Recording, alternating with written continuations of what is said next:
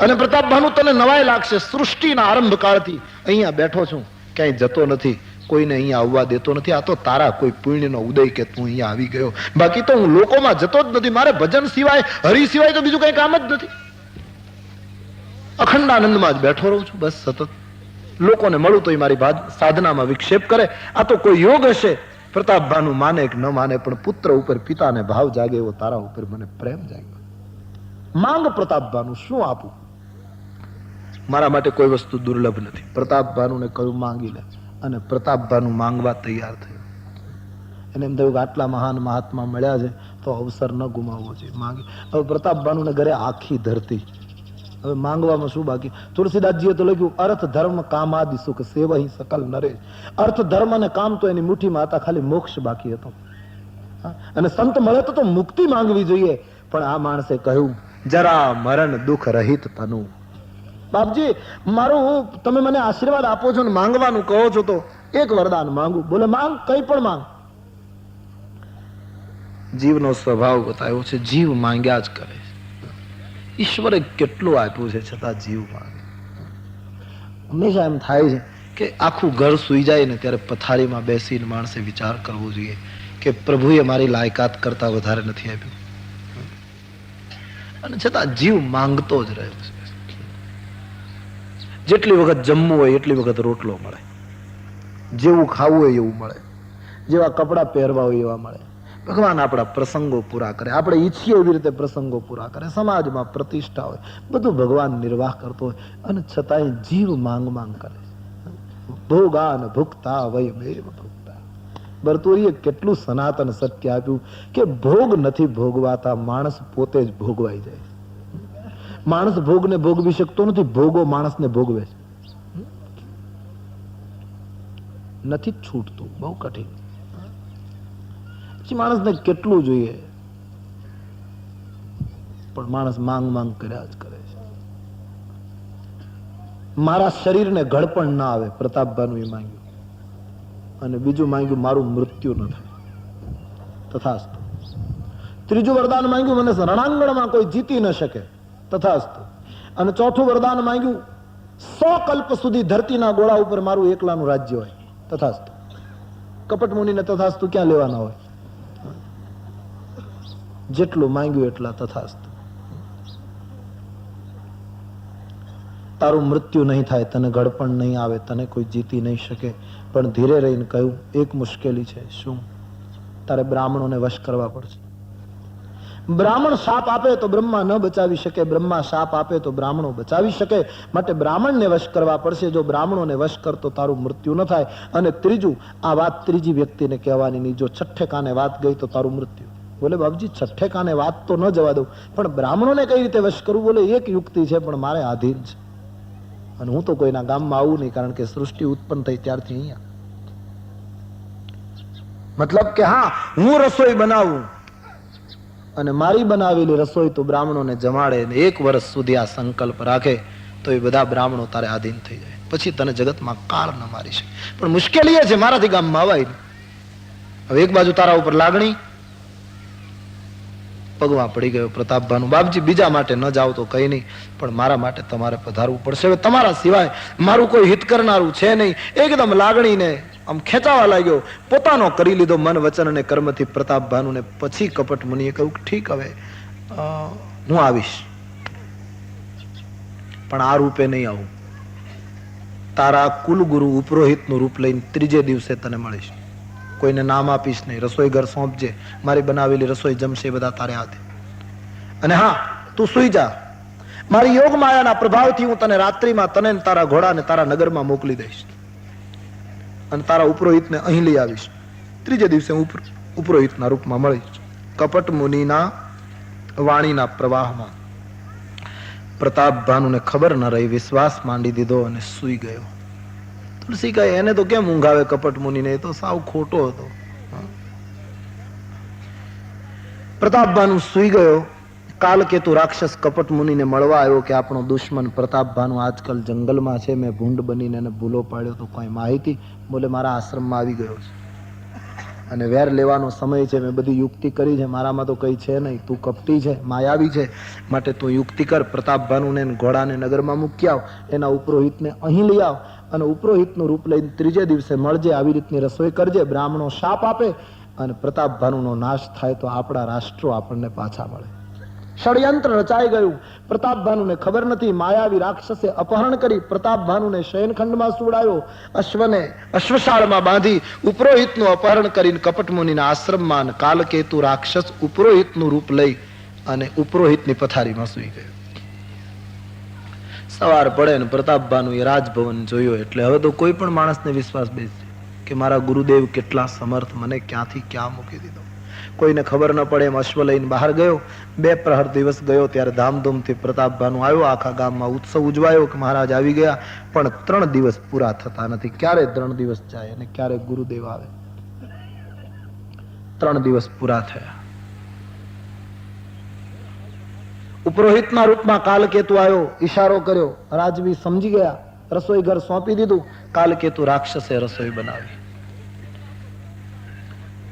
માનસમાં એમ લખ્યું છે, વિવિધ મૃગન કર આમિષ રાંધા, મૃગલાવનું માંસ અને 3 મહ વિપ્ર માંસ ખલસાદા. બ્રાહ્મણોનું માંસ નાખ્યું, અપવિત્ર રસોઈ કરી. તમામ બ્રાહ્મણોને ભોજન માટે પ્રતાપભાનુએ નિમંત્રિત કર્યા. બ્રાહ્મણો બેઠા, ભોજન પીરસાયું અને બ્રહ્માર્પણમ કરીને બ્રાહ્મણો જ્યાં જમવા ગયા ત્યાં આકાશમાંથી આકાશવાણી થઈ, વિપ્રવૃંદ ઉઠી ઉઠી ગૃહે જાઓ. હે ભૂદેવો, ઉભા થઈ થઈને ઘરે જતા રહો. હે બડી હાનિ, અન્ન જની ખાઓ, અનાજ ખાશો નહીં, હાનિ છે. આ ભોજન તમે જમી શકો એવું નથી. આમાં બ્રાહ્મણોનું માંસ અને મૃગનું માંસ નાખ્યું. આમ જ્યાં આકાશવાણીએ બ્રાહ્મણોને સાવધાન કર્યા, તમામ બ્રાહ્મણો હાથના કોળિયા નીચે મૂકીને ઉભા થઈ ગયા. હાહાકાર થઈ ગયો. પ્રતાપભાનુ કાંપવા લાગ્યો અને બ્રાહ્મણોએ પ્રતાપભાનુને શાપ આપ્યો કે 1 વર્ષમાં પ્રતાપભાનુ તારા કુળમાં કોઈ જળદાતા નહીં હોય. તારો બીજો જન્મ રાક્ષસ કુળમાં થશે. ભગવાને અમારા ધર્મને બચાવ્યો. પ્રતાપભાનુ તે અમને છેતરવા માટે આ પ્રયોગ કરેલો. શાપ આપ્યો, રાક્ષસ થઈ જશે આખું કુળ. આવો શાપ આપ્યો, 1 વર્ષમાં નાશ. બ્રાહ્મણો થોડા આગળ વધી ગયા. સમાજમાં દુર્જનતા પ્રગટે એમાં થોડોક સજ્જનોનો પણ ઘણી વખત હિસ્સો હોય છે. બ્રાહ્મણોએ ભગવાને કહ્યું એટલું જ કરવાની જરૂર હતી, પણ એ થોડુંક એક પગલું. ભગવાને બ્રાહ્મણોને એમ જ કહ્યું હતું કે વિપ્રવૃંદ ઉઠી ઉઠી ગૃહે જાઓ, તમે ઘરે જતા રહો. દંડ કયો આપવો એ મારે કામ કરવાનું છે. તમે પણ બ્રાહ્મણો એટલા બધા આવિષમાં આવી ગયા, શાપ આપ્યો, આગળ વધી ગયા. અને તેથી ભગવાને બ્રાહ્મણોને ઠપકો પણ આપ્યો કે વિપ્ર હું શાપ વિચારીને દિનહા. આપે વિચાર કરીને શાપ નથી આપ્યો, કારણ કે નહીં અપરાધ ભૂપ કથુકિનહા. દંડ કયો આપવો એ મારે નિર્ણય કરવાનો. દંડનો શસ્ત્ર બ્રાહ્મણો તમે લીધું, તો હવે તમને આ જ માણસ રાક્ષસ બની ત્રાસ આપવાનો છે. જે ઋષિ મુનિઓએ શાપ આપ્યો હતો એ જ ઋષિ મુનિઓને ત્રાસ આપ્યો રાવણ બની પ્રતાપભાનુ. પ્રતાપભાનુ ધ્રુજી ગયો, રાક્ષસનો શાપ મળ્યો. રસોઈ ઘરમાં ગયો તો ત્યાં રસોઈઓ પણ નથી, રસોઈ પણ નથી અને અકળાઈ ગયો છે. કાલકેતુ રાક્ષસ કપટ મુનિનો સંપર્ક કરે છે. પરાજિત રાજવીઓને પત્રો લખ્યા, બધા એકત્રિત થયા અને કઈ દેશ ઉપર હુમલાઓ થવા લાગ્યા. 1 વર્ષના અંદર બ્રાહ્મણોના શાપને લીધે પ્રતાપભાનુના કુળનો નાશ થઈ ગયો. કુસંગે વિનાશ કરાયો. તુલસીજી કહે પ્રતાપભાનુ બીજા જન્મમાં રાવણ થયો. અરિમર્દન એનો જે ભાઈ હતો બીજા જન્મમાં કુંભકર્ણ થયો. અને ધર્મરુચિ નામનો પ્રધાનમંત્રી એ બીજા જન્મમાં વિભીષણ બન્યો, બીજી માતાના પેટે. બાકીના જે રાક્ષસો હતા એ બાકીના જે એના માણસો હતા એ નાના મોટા રાક્ષસ તરીકે ધરતી ઉપર પ્રગટ્યા. આમ રામકથામાં 5મા કારણ પછી તુલસીદાસજી સીધો રાવણનો જન્મ બતાવે છે. રાવણ પ્રગટ્યો. રાવણ, કુંભકર્ણ અને વિભીષણ ત્રણેયના વચ્ચે ઘણો પ્રેમ હતો. અને રામાયણ જોતા એમ લાગે છે કે અરિમર્દન તો રામાયણમાં ક્યાંય બોલતો જ નથી. એ પ્રતાપભાનુનો ભાઈ તરીકે બતાવ્યો છે. અને તેથી એ કુંભકર્ણ બન્યો પછી પણ કઈ બોલતો નથી, એ સૂતો જ રહે છે. એ ભાતૃ પ્રેમમાં ડૂબેલો માણસ. કારણ કે શરીર બદલે છે પણ પેલી વૃત્તિઓ તો એની હોય છે, વિચારધારા એની હોય છે. એમ ધર્મરુચિ નામનો પ્રધાનમંત્રી એ ઘણો વિદ્વાન હતો, પણ પ્રતાપભાનુએ આ બધી યુક્તિ કરેલી કે મેં આવી રીતે બ્રાહ્મણોને જમાડવાનો નિર્ણય કર્યો છે, એની ચર્ચા એની સાથે કરી નથી, ધર્મરુચિની સાથે. ધર્મરુચિ એને કઈ પૂછ્યું નથી. એ જ ધર્મરુચિ વિભીષણ થયો ત્યારે રાવણે સીતાનું અપહરણ કરવાની યોજના કરી તો અને વિભીષણને પૂછ્યું નથી અને વિભીષણ એમાં કઈ વાત ચિત્ત આગળ ચલાવી નથી. એની એ પ્રકૃતિ, ચૂપ રહેવાની પ્રકૃતિ કામ કરતી ગઈ. બીજા જન્મમાં નાના મોટા માણસો, નાના મોટા રાક્ષસો થઈને જન્મ્યા. ત્રણેય ભાઈઓએ ખૂબ તપ કર્યું. બ્રહ્માજી શિવજીને લઈને પ્રગટ્યા છે. રાવણને કહ્યું તે ખૂબ તપ કર્યું, વરદાન માંગ. તપ તો પુષ્કળ રાક્ષસો કરતા હતા, એમાં દેવતાઓ કરતા સાધના રાક્ષસોની વધારે. એમાં તો ઈમાનદારી પૂર્વક આ પાડવી. ખૂબ તપ કરતા હતા, એમાં બે મત નહીં. પણ વસ્તુ એ બની કે દેવતાઓ પુણ્ય કરી કરીને ભોગ ભોગવતા હતા અને આ લોકો પાપ કરી કરીને બીજાના ભોગ આચકતા હતા. અંતે બંનેનું લક્ષ્ય જોઈએ તો ભોગ તરફ હતું. સાધના કરે, શક્તિ મેળવે, પછી પાપ શરૂ કરે અને મૂળ ભોગને પ્રાપ્ત કરવા. દેવતાઓ યજ્ઞો કરતા અને પુણ્ય કરે પછી એને પાછા ભોગ ભોગવવાના. એટલે અંતિમ લક્ષ્ય દેવ અને દનુજનું એક રહેતું હતું. ખૂબ તપ કર્યું. બ્રહ્માજી આવ્યા શિવજીને લઈને, માંગો. રાવણે બ્રહ્માજીને કહ્યું કે તમે વરદાન આપવા આવ્યા હો તો એક વરદાન આપો. શું? હમ કાહુ કર મરહીન મારે. હું કોઈના હાથે, અમે કોઈના હાથે મરીએ નહીં, અમને કોઈ મારી ન શકે. હવે આટલું જ રાખ્યું હોત કે અમને કોઈ મારી ન શકે અને બ્રહ્માએ તથાસ્તુ કહી દીધું હોત તો રાવણ મર્યો ન હોત. પણ એની મેળાએ અડધી ચોપાઈમાં સુધારો કર્યો. આના ઉપરથી સાબિત થાય કે બોલાવનારો ભગવાન જ હોય છે, નહીતર આવું શું કામ વધારે પડતું બોલવું. આટલું જ બોલ્યો હોત કે અમે કોઈના માર્યા ન મરીએ, પણ હાથે કરીને બોલ્યો. વાનર મનુષ્ય જાતિ દુઈ બારે, વાનર અને મનુષ્યની છૂટ આપું છું. ભગવાન કે આટલી છૂટ તો ઘણી, તે તો આટલી આપી, હિરણ્યકશિપુએ કાંઈ નહોતી આપી. બ્રહ્મા પ્રગટ થયા, હિરણ્યકશિપુને કહ્યું માંગો, તો કહે ઘરમાં ન મરવું, બહાર ન મરવું, લોખંડથી ન મરવું, લાકડાથી ન મરવું, અસ્ત્રથી ન મરવું, શસ્ત્રથી ન મરવું, માનવથી ન મરવું, પશુથી ન મરવું, દિવસે ન મરવું, રાતે ન મરવું, લીલાથી ન મરવું, સુકાઈ ગયેલાથી ન મરવું. અને કહેલું કે આમાં સહી કરી દો આટલી કલમોની નીચે. બ્રહ્માજીએ કહ્યું પણ હું હા પાડું છું. બોલે દેવતાઓનો ભરોસો નહીં, ક્યારે ફરી જાઓ, મને લેખિત જોઈએ. અને બ્રહ્માએ સહી કરી કે આમાંથી તમને કોઈ રીતે મારી નહીં શકાય. હવે કેમ મારવો? ઘરમાં નહીં, બહાર, કોઈ જગ્યા બાકી નહોતી રાખી. અને પછી તો એમ કહેવાય છે કે હિરણ્યકશિપુ કાગળ લઈને જ ફરતો. કોઈ લડવા આવે એટલે પેલો કાગળ બતાવે કે આ પેલા કલમો વાંચી લે, આમાં કઈ મેળ ખાય એવું છે કે નહીં, તો નીકળી જા. એટલે કાગળ વાંચીને જ પાછો જતો રહેતો, પરાજય ગયો. એટલે કેમ મારવો? કોઈ રીતે ન મારી શકાય. પણ દેવ સહુ પાળતા સહી વિરંચી તણી, અને દેવનો દેવ એ જગત થાપે. રદ બિના કાગળો એક એવી ગતિ, એનો ફેસલો નાથ નરસંગ આપે. લેખ કાગળ લખ્યા તાત પ્રહલાદને, અને પછી કાળને જીતવા કલમ ટાંકી. વર્ષોના વર્ષ વિચાર કરીને લખ્યું, એમાં માંગતા નવ રહ્યું કાંઈ બાકી. કાગળ સહીમાં ગયો અને દેવ સૌ પાળતા સહી વિરંચી તણી, પણ દેવનો દેવ એ જગત થાપે. એક દિન રદ બિના કાગળો એક એવી ગતિ, એનો ફેસલો નાથ નરસંગ આપે. ઉંબરામાં સંધ્યા ટાણે નખથી અર્ધો નર ને અર્ધો સિંહ રૂપ ધારણ કરી અને જયારે ચીરી નાખી, આંતરડા ગળામાં નાખી, વૈશાખ સુદ 14 સંધ્યા, નરસંગ પ્રાગટ્ય ભાગવતજીના પેલા પ્રમાણે, અને આંતરડા ગળામાં નાખી અને હિરણ્યકશિપુના ખિસ્સામાંથી કાગળ કાઢીને ભગવાને કહેલું કે આ વાંચ, આમાં ક્યાંય તારી કલમ દબાય કે આ કલમની મને ખબર જ નહોતી કે આવી કોઈ ત્રીજી કલમ નીકળશે. ન ઘરમાં નહીં બહાર, ઉંબરામાં. નખને અસ્ત્ર ન કહેવાય, શસ્ત્ર ન કહેવાય, નખથી ચીરી નાખ્યું. નખને લોખંડ ન કહેવાય, લાકડું ન કહેવાય. નખને લીલાય ન કહેવાય, સુકાઈ ગયેલાય ન કહેવાય. સંધ્યા ટાણે ન દિવસ ન રાત, અને ચીરી નાખ્યો. હિરણ્યકશિપુની આંખમાં આંસુ આવી ગયા કે મને આ ખબર નહોતી. મને એમ કે હું બુદ્ધિમાન છું, પણ મને આવી ખબર નહીં કે તમે તમારી. જ્યારે રાવણે તો બહુ મોટી બારી રાખી, વાનર મનુષ્ય જાતિ દુઈ બારે, વાનર અને મનુષ્ય સિવાય મને કોઈ ન મારે. બ્રહ્માજી તુરત બોલી ગયા, એવ મસ્તુ તુમ બળ તપકિનહા, મેં બ્રહ્મા મિલી તો હી બરદિનહા, તથાસ્તુ. વાનર અને માનવ સિવાય તમને કોઈ નહીં મારી શકે દશાને. રાવણ વરદાન સંપન્ન. કુંભકર્ણની પાસે બ્રહ્માજી આવ્યા અને કુંભકર્ણને જોતા બ્રહ્માને લાગ્યું આ દુષ્ટ જો રોજ ભોજન કરશે તો જગતને ઉજાડી નાખશે, કઈ રહેવા નહીં દે. એના કરતા સુઈ જાય તો સારું.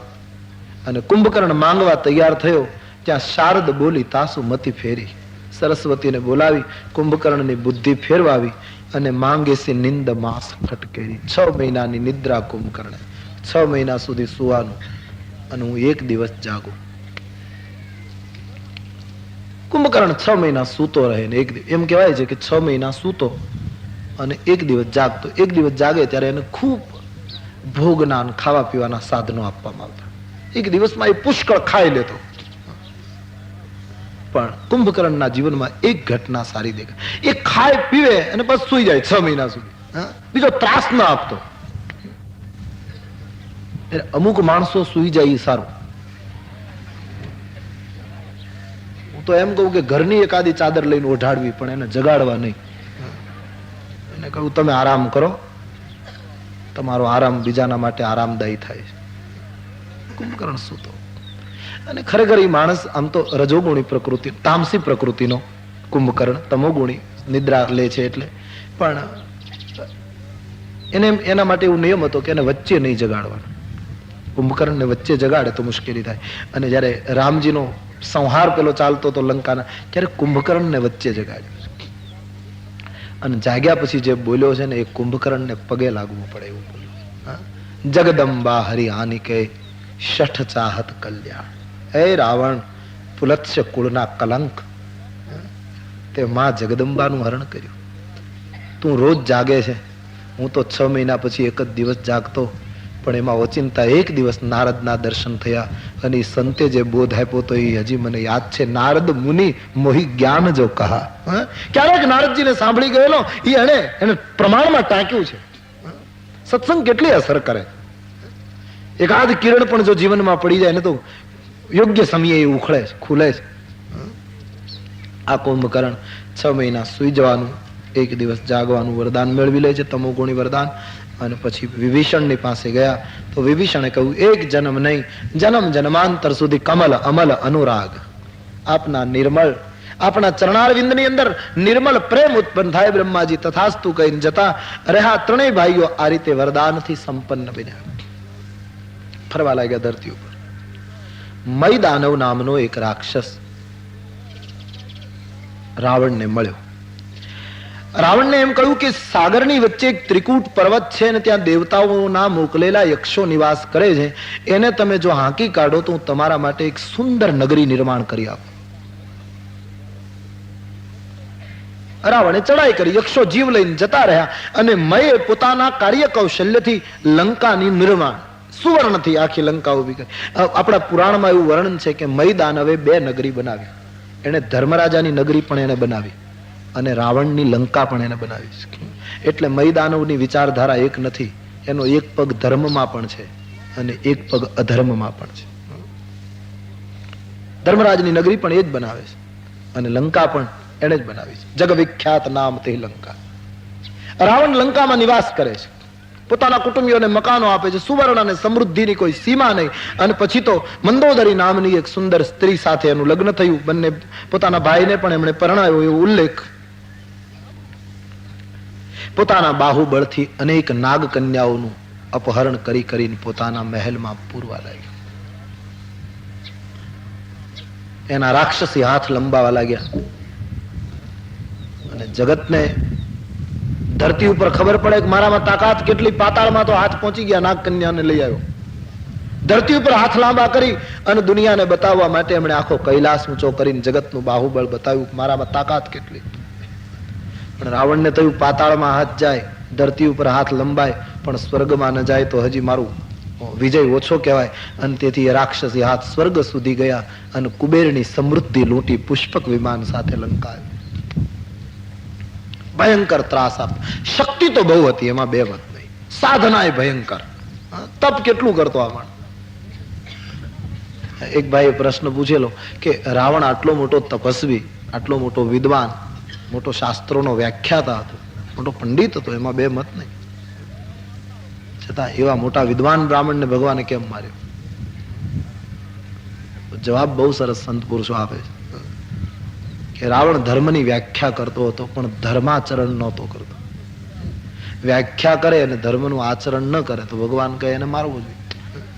ત્યારે આજે મોટા ભાગમાં વ્યાખ્યા જ થાય છે, આચરણ ઓછું થાય. તે દિવસે તો એક રાવણ. મને એક સાધુએ બહુ સરસ વાત કરી. મને કહ્યું કે લંકા રામાયણમાં વર્ણન આવે છે કે રાવણના અનેક વાર માથા કાપવામાં આવ્યા. મેં કહ્યું હા. તે મસ્તકો બધા આકાશમાં ઘૂમતા હતા અસંખ્ય. અને પછી આ તો જગત છે ને, આમાં ભૌગોલિક પરિવર્તન થાય, આમાં કંઈક ફેરફાર થયા જ કરે. એમાં કાળે કરીને ફેરફાર થયો હતી. જે માથા આકાશમાં હતા એમાંથી ઘણા નીચે આવી ગયા, એ ઘણા ચોંટી ગયા. એટલે અનેક રૂપે અનેક પ્રકૃતિઓ આમનામ પ્રગટી લોકોના માનસ. રાવણ ત્રાસ બોલાવવા લાગ્યો. એકલો ત્રાસ બોલાવે ત્યાં સુધી વાંધો નહીં. એક દિવસ દરબાર ભરી અને પોતાના સમાજને સૂચના આપવા લાગ્યો કે હમરે બેરી વિભૂત બરૂથા, મારા દુશ્મન દેવતાઓ છે, ઋષિ મુનિઓ છે. સતત આત્મ કેન્દ્રિત બની અંતર મનમાં ડૂબી અને હરિનું નામ જપતા હતા. એને રાવણ દુશ્મન માનવા માંડ્યો કે આ લોકો મારા માટે ખતરો ઉભો કરી શકે. આ ત્યાગ મારી સોનાની લંકાને સળગાવી શકે સંભવ છે. ત્યાગમાં કેટલી તાકાત છે. માટે કહું, યજ્ઞો બંધ કરાવો, સાધનાને અટકાવી દો, વેદ પુરાણની વાતો કરે અને દેશ નિકાલ કરો. તે બહુવિધ ત્રાસ. મને એમ લાગે કે રાવણનું જે શાસન હતું ત્યારે ખરેખર બહુ ભયંકર શાસન ગણાય. કે એમાં તો એમ લખ્યું છે કે વેદ પુરાણની કથા કરે અને દેશ નિકાલ કરતા હતા. ત્યારે અત્યારે એટલું તો સારું કે કથા તો ચાલુ રહેવા દે લોકો. બાકી રામાયણમાં એમ લખ્યું તે બહુવિધ ત્રાસ દેશ નિકાસ જો કહું વેદ પુરાણા. વેદ પુરાણ કહે ને એને હાકી કાઢવામાં આવતા હતા. પોતાના માણસોને ધરતી ઉપર છૂટો દોર આપી દીધો. મહાત્માઓ સાધના કરતા એને માથા ઉતારી લો સાધનામાં. નદીઓમાં ફેંકી દો, નદીઓના પાણી લાલ કરી નાખો, હાડ પિંજરથી ધરતી ભરી દો, ગાયોની કતલ કરો, વનરાયને સળગાવી મૂકો, યજ્ઞોમાં વિધ્વંસ કરો. અને ક્ષુધા ક્ષીણ દેવતાઓ મારે શરણે દુર્બળ બનીને આવશે. ત્યારે બાંધવા હશે તો બાંધીશ અને પકડવા હશે તો પકડીશ. બાકી ત્રાસ બોલાવી દો. ઇન્દ્રજીતને કહ્યું તું મારો પુત્ર છે, ઇન્દ્રલોકમાં જઈને ત્રાસ બોલાવ. ઇન્દ્રજીત સ્વર્ગ તરફ. લોકો સમાજના ખૂણે ખૂણે વ્યાપી ગયા અને ભયંકર આચરણ શરૂ કર્યું લોકોએ. તુલસીદાસજી એમ લખ્યું કે લંપટ, ચોર અને જુગારી લોકો વધવા લાગ્યા. પર ધન અને પર નારીની સામે ખરાબ દ્રષ્ટિ કરનારો વર્ગ વધી ગયો. આવું લખ્યું છે રામ. જે તા કહી પર ધન પર દારા, પરધન અને પરદારાની સામે જોનારો વર્ગ વધ્યો. તુલસીદાસજી કહે એટલી આસુરી વૃત્તિ પેદા થઈ. કોઈ ધર્મને માનતું નથી, કોઈ યજ્ઞમાં માનતું નથી. સંતોને ત્રાસ આપવા લાગ્યો રામ. હિન્દુસ્તાનનો મોટા ભાગનો ભાગ સાધુઓના હાડકાઓથી ભરાવા લાગ્યો. નદીઓના પાણી લાલ કરી નાખ્યા. માણસે આશ્રમોમાં આગ ચાંપી દીધી. મહાત્માઓ ચિંતિત થયા.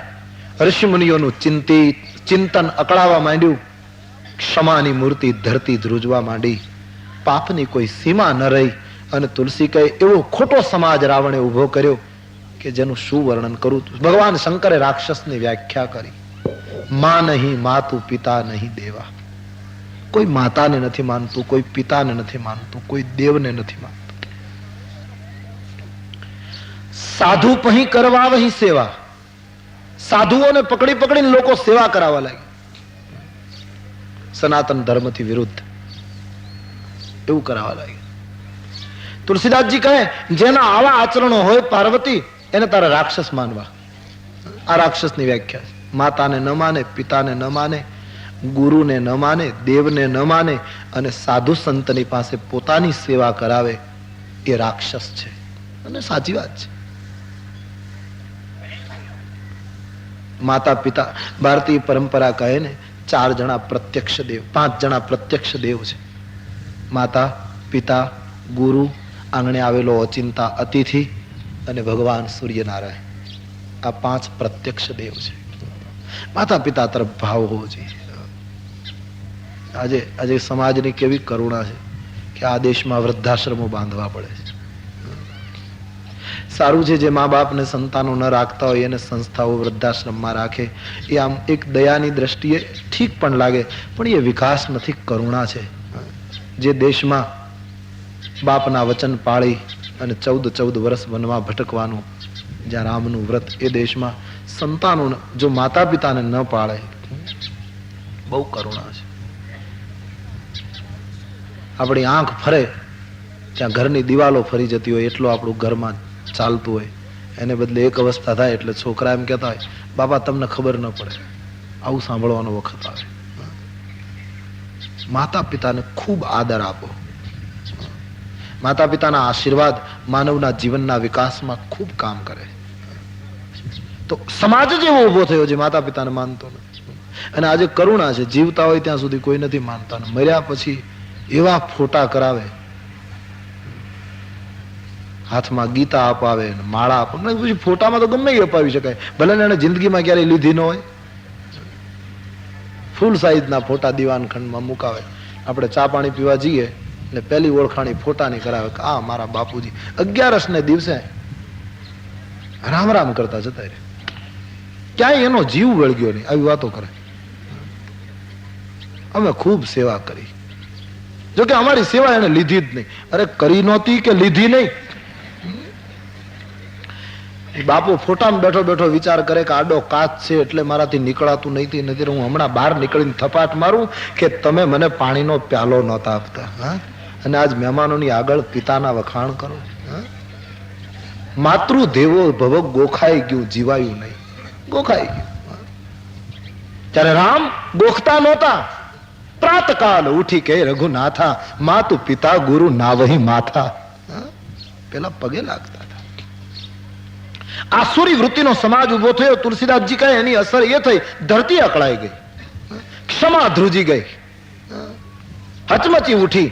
અને ક્ષમા ધરતી બોલી બહુ સરસ. ઋષિ મુનિઓની પાસે જઈ હાથ જોડ્યા કે ગિરિસર સિંધુ ભાર મોહી નાહી. 18 ભાર વનસ્પતિના આટલા બધા પર્વતો અને આટલો વિશાળ સાગર મારા શરીર ઉપર ધારણ કરીને બેઠું, છતાં મને એનો વજન નથી લાગતો જેટલો આ પરદ્રોહીઓનો વજન લાગે. હવે મને દેવતાઓ બચાવો, ઋષિમુનિઓ બચાવો. ઋષિમુનિઓ કહે અમારું ચિંતન અટકી ગયું છે, તારી ક્ષમા ધ્રુજી ગઈ છે. દેવતાઓએ કહ્યું અમારા પુણ્ય ખળભળી ઉઠ્યા છે, આમાં કોઈ બચાવી શકે એમ નથી. બધા ભેગા થયા. ચિંતન, મનન, પુણ્ય, ક્ષમા બધું અકળાઈ ગયું. દેવતાઓની પાસે ફરિયાદ ગઈ ધરતી દ્વારા. શું કહું? દેવતાઓ કહે અમે શું કરી શકીએ? રાવણ આવે છે ત્યારે અમારે મેરુ પર્વતની ગુફામાં સંતાવવું પડે, અમારાથી કાંઈ થતું નથી, શું કરવું? હવે તો બ્રહ્મા પાસે જઈએ, જેને વરદાનો આપ્યા છે એની પાસે ફરિયાદ. આખું ધરતી ગાયના રૂપમાં, દેવતાઓ ઋષિમુનિઓ બધા જ બ્રહ્મલોકમાં. બ્રહ્માજી પધારે છે. ફરિયાદ કરી, મહારાજ રાવણના ત્રાસથી અમે ત્રાસી ગયા. બ્રહ્માએ કહ્યું એમાં હું શું કરી શકું? કારણ કે કોઈ તપ કરે એટલે વરદાન આપવા પડે, પણ વરદાન આપ્યા પછી એનો દુરુપયોગ કરશે એની મને શું ખબર? અને કઈ હું સલામત નથી. બ્રહ્મા કહે હું પણ તકલીફમાં છું. એટમ બમ બનાવનારો કઈ એટમ બમ થી સલામત ન હોય. એટમ બમ જે બનાવી નાખે પછી એટમ બમ ફૂટે જ્યારે કે તે મને બનાવ્યો તો તારું ઘર નહીં તોડું, એવું ન બને, એનું ઘરે તૂટી જાય. એમ બ્રહ્મા કહે મેં આ એટમ બમ બનાવ્યો પણ હવે આમાં હું સુરક્ષિત નથી. રાવણને વરદાન મેં આપ્યા પણ એ કઈ મને બચવા નહીં દે. હવે તો એક જ ઉપાય છે, દેવતાઓ, ધરતી, ઋષિમુનિઓ, તમને, મને, સમગ્ર અખિલ બ્રહ્માંડને જે પરમાત્માએ નિર્માણ કર્યું છે સર્વોચ્ચ શક્તિને શરણે જઈએ. ભવાનીને શિવ કહે દેવી એ સભામાં હું હતો, મારી હાજરી હતી તે દિવસે, મેં નજરે જોયેલો આ પ્રસંગ. બોલે હા મહારાજ. દેવી તમામ દેવતાઓ ઉભા છે, પરમાત્માની પ્રાર્થના કરવાનો નિર્ણય થયો અને બ્રહ્માજીએ દેવતાઓને પૂછ્યું કે ભગવાન ક્યાં હશે? તમામ દેવતાઓએ જુદો જુદો મત આપ્યો. કોઈ કહે ક્ષીરસાગરમાં, કોઈ કહે સાકેતમાં, કોઈ કહે વૈકુંઠમાં, કોઈ કહે પાતાલમાં, કોઈ કહે ગોલોકમાં. બધા દેવતાઓ નક્કી નહોતા ભગવાન ક્યાં હશે. અવસર જોઈને બ્રહ્માજીએ દેવી તે દિવસે મને પૂછેલું કે સદાશિવ આપનો શું મત છે, ભગવાન ક્યાં હશે? બોલે મહારાજ મને દેવતાઓની દયા આવે. કેમ? આ લોકો કહે ભગવાન અહીં હશે, ભગવાન અહીં હશે. મારે તો એટલું પૂછવાનું કે ભગવાન ક્યાં નહીં હોય? હરિ વ્યાપક સર્વત્ર સમાના. પ્રભુ તો વ્યાપક છે, દરેક જગ્યાએ સમાન રીતે વ્યાપેલા છે. હું તો એટલું જ જાણું. શિવ કહે પ્રેમ તે પ્રગટ હોહી મેં જાના. અહીં પ્રેમ પ્રગટાવો તો પ્રભુ અહીંયા પ્રગટ થશે. એના માટે ભટકો નહીં, પ્રેમ પ્રગટાવો. શિવના વચન સાંભળી બ્રહ્માજીએ શિવજીને સાધુવાદ આપ્યો. સાધુ સાધુ કહી બ્રહ્મ બખાના. શિવજીની વાત બધાએ સ્વીકારી લીધી. નિર્ણય લેવાયો જે જગ્યાએ ઉભા છીએ ત્યાં જ પ્રાર્થના કરવી. બ્રહ્માની આગેવાની તમામ ઉપસ્થિત. અને બ્રહ્માજી જયારે સ્તુતિ કરે છે ત્યારે નેત્રો સજળ બન્યા છે. શબ્દો નીકળતા પહેલા આંખમાં આંસુ નીકળ્યા છે. અને નથી લાગતું કે પ્રાર્થનાની સર્વોચ્ચ ભાષા છે આંખના આંસુ. શબરી સ્તુતિ નથી કરી શકી, રડી છે. આંખમાંથી જયારે આંસુ પડે ત્યારે પ્રાર્થના પ્રભુને કબૂલ થાય. ભાવ વગરની ભાષાની શું જરૂર છે? જે ભાષામાં ભાવ ન હોય. અને જગતમાં કિંમત ભાવની જ છે, પદાર્થોની થોડી કિંમત છે. ઉપનિષદ કહે પૈસા અને પદાર્થો કોઈને રાજી કરી શક્યા નથી. એની પાછળ ભાવ હોય તો બરાબર. બાકી ભાવ વગરની આપણે ભૂખ્યા હોઈએ, આપણી પ્રિય વાનગી દૂધપાક હોય અને જમવા બેઠા હોય, ખૂબ ભૂખ લાગી હોય ને પાછો દૂધપાક જ પીરસાવાનો હોય, પણ પીરસનારો આંખું કાઢી કાઢીને પીરસે તો લ્યો સમય જાય, જલ્દી કરો, તો શું થાય? તો એમ થાય ને કે હું અહીં ક્યાં આવ્યો આને કરે. પદાર્થોમાં સ્વાદ નથી, માનવીના ભાવમાં સ્વાદ. અને તેથી આપણે ત્યાં સંતોએ બહુ સરસ કહ્યું કે જગતમાં જેટલા માણસો કમાયા છે એ બધા ભાવમાં કમાયા છે, માલમાં કોઈ નથી કમાયું. વેપારી વર્ગ વધારે સમજે, માલમાં કોઈ કમાય, બધા ભાવમાં જ કમાય. માલ તો એનો એ ગોડાઉનમાં ભર્યો હોય, ભાવ ડાઉન થાય તો પાર્ટી ફેલ થાય, ભાવ ચડે તો માણસ માલામાલ. માલ તો એનો એ ભાવમાં વધઘટ થાય. તુલસીનો જે માલ તુલસી પાસે હતો એ જ આજે મારી પાસે માલ એનો એ, પણ ભાવમાં ફરક પડી ગયો. તુલસી તરી ગયો. નરસિંહ મહેતા વૈષ્ણવ જન તો તેને કહીએ, મને એમ લાગે ઈ ગાતા એના કરતા તો આજ કેટલું સરસ રીતે ગવાય. માલ એનો એ, ભાવમાં ફરક. મેરે તો ગિરધર ગોપાલ મીરા નહીં ગાઈ શકતી હોય એટલા સરસ રાગમાં આજ ગવાય. માલ એનો એ, ભાવમાં ફરક. શ્રીરામ જય રામ જય જય રામ સ્વામી રામદાસજી બોલ્યા ઈ જ આપણે વારંવાર ગાઈએ. માલ એનો એ, ભાવમાં ફરક. સંતો તરી ગયા, આપણે હજી અટક્યા છે. સવાલ ભાવનો છે, ભાષાનો નહીં. નેત્રમાં જ્યારે આંસુ આવે અને આંસુની પ્રાર્થના સ્વીકારાય છે, આંસુ નિષ્ફળ નથી જતા. ભક્તિના છોડને જ્યારે વસંત આવવાની તૈયારી થાય, ત્યારે આંસુના ફૂલ ખીલે છે, ત્યારે આંસુડા પ્રગટે. સુરદાસજી કેટલો ભાગ્યશાળી કહે છે, નિસ દિન બરસત નાય ન હમારે. કૃષ્ણ બીજું તો કઈ નહીં, અમારા માટે બીજી ઋતુ ખલાસ થઈ ગઈ. સદા રહત બારિશ ઋતુ હમ પર, જબ સે શામ સિધારે, અબ તો નિસ દિન બરસત નાય ન હમારે. હવે તો એક જ ઋતુ વર્ષા ઋતુ જ છે, બીજી કોઈ ઋતુ નથી. તો કહેવાનો અર્થ, પ્રેમ જ્યાં હશે ત્યાં આંસુ હશે, આંસુ હશે ત્યાં ભક્તિ હશે, ભક્તિ હશે ત્યાં ભગવાન પ્રગટ થાય છે. એ નિયમ છે. किसी ने बहुत सुंदर कहा कि प्रेम छिपाए ना छिपे. ગમે તેટલી કોશિશ કરો, કસ્તુરી ખિસ્સામાં હોય સોગંદ ખાઈએ તો કઈ છુપાવી ના શકાય. ગમે તેટલા સોગંદ ખાઓ, જાહેર થઈ જાય. પ્રેમ छिपाए ना छिपे, જા ઘટ પરગટ હોય. પ્રેમ छिपाए ना छिपे, જા ઘટ પરગટ હોય. જદપી મુખ બોલે નહીં તો નયન દેત હૈ રોય. કદાચ બોલે નહીં તો આંખો કહી દે. જદપી મુખ બોલે નહીં તો નયન દેત હૈ રોય. પ્રેમ छिपाए ना, પ્રેમ તે પ્રગટ હો ही में जाना. બ્રહ્માની આંખો સજળ બની. એક દિવ્ય પ્રાર્થનાનો આરંભ. તમામ દેવતાઓ, ધરતી અને ઋષિમુનિઓ સાથે જોડાયા. બ્રહ્માની જે પ્રાર્થના છે એ પ્રાર્થનામાં આપણે પણ સંમિલિત થઈએ. સીતારામ રામ રામ સીતારામ રામ રામ સીતારામ રામ રામ સીતારામ રામ રામ સીતા.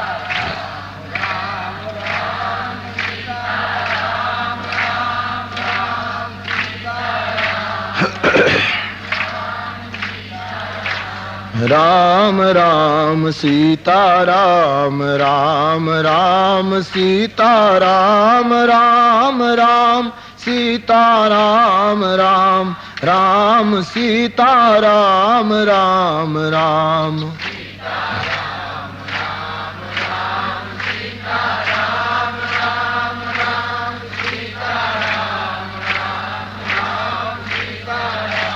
राम राम जय जय सूरनायक जन सुखदायक प्रणत पाल भगवंता सीताराम राम.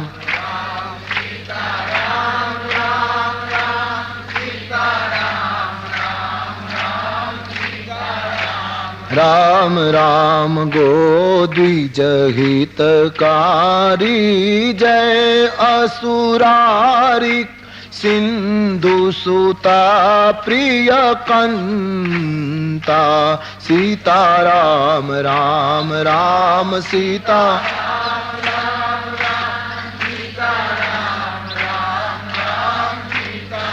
हम राम राम पालन सुर धरणी अद्भुत करणी मरम न जाने कोई सीताराम राम राम सीता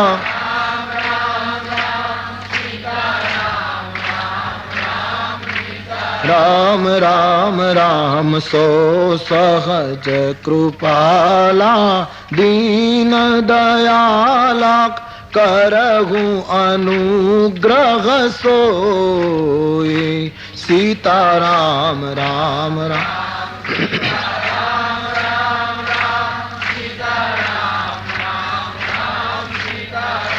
राम राम जय जय अविनाशी सब घटवासी व्यापक परमानंदा सीताराम राम राम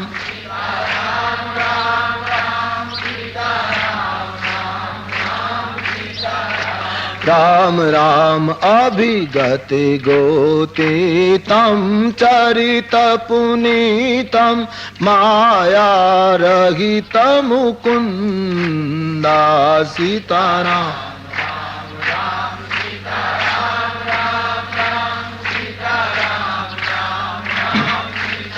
हम राम राम जेहि लागी विरागी अति अनुरागी विगत मोह मुनि वृंदा सीताराम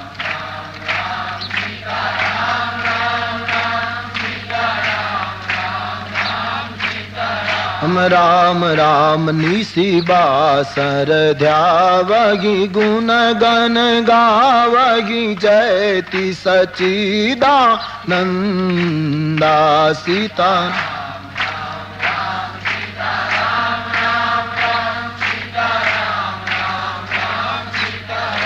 राम राम जेहि सृष्टि बनाई त्रिविध उपाय संग सहायन दूजा सीताराम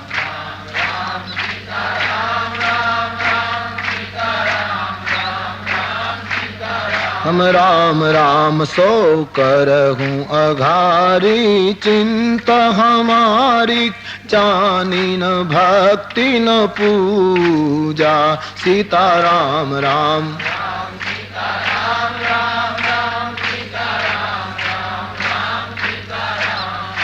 राम सीताराम राम राम सीताराम राम राम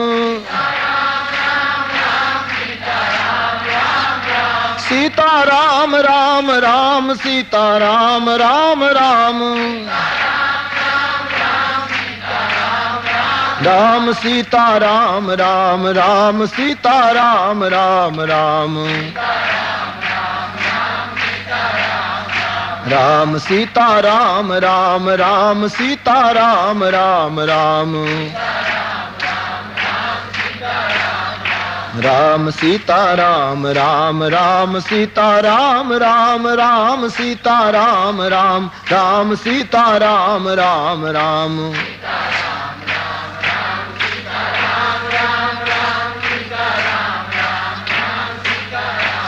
हम राम सीताराम राम राम सीताराम राम राम सीताराम राम राम सीताराम राम राम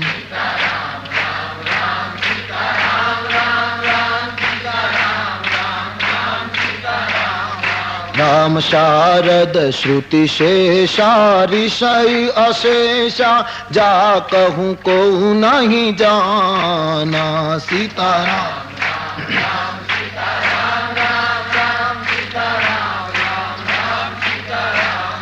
राम जेहि दीन पियारे वेद पुकारे द्रवहु सोई भगवाना सीताराम राम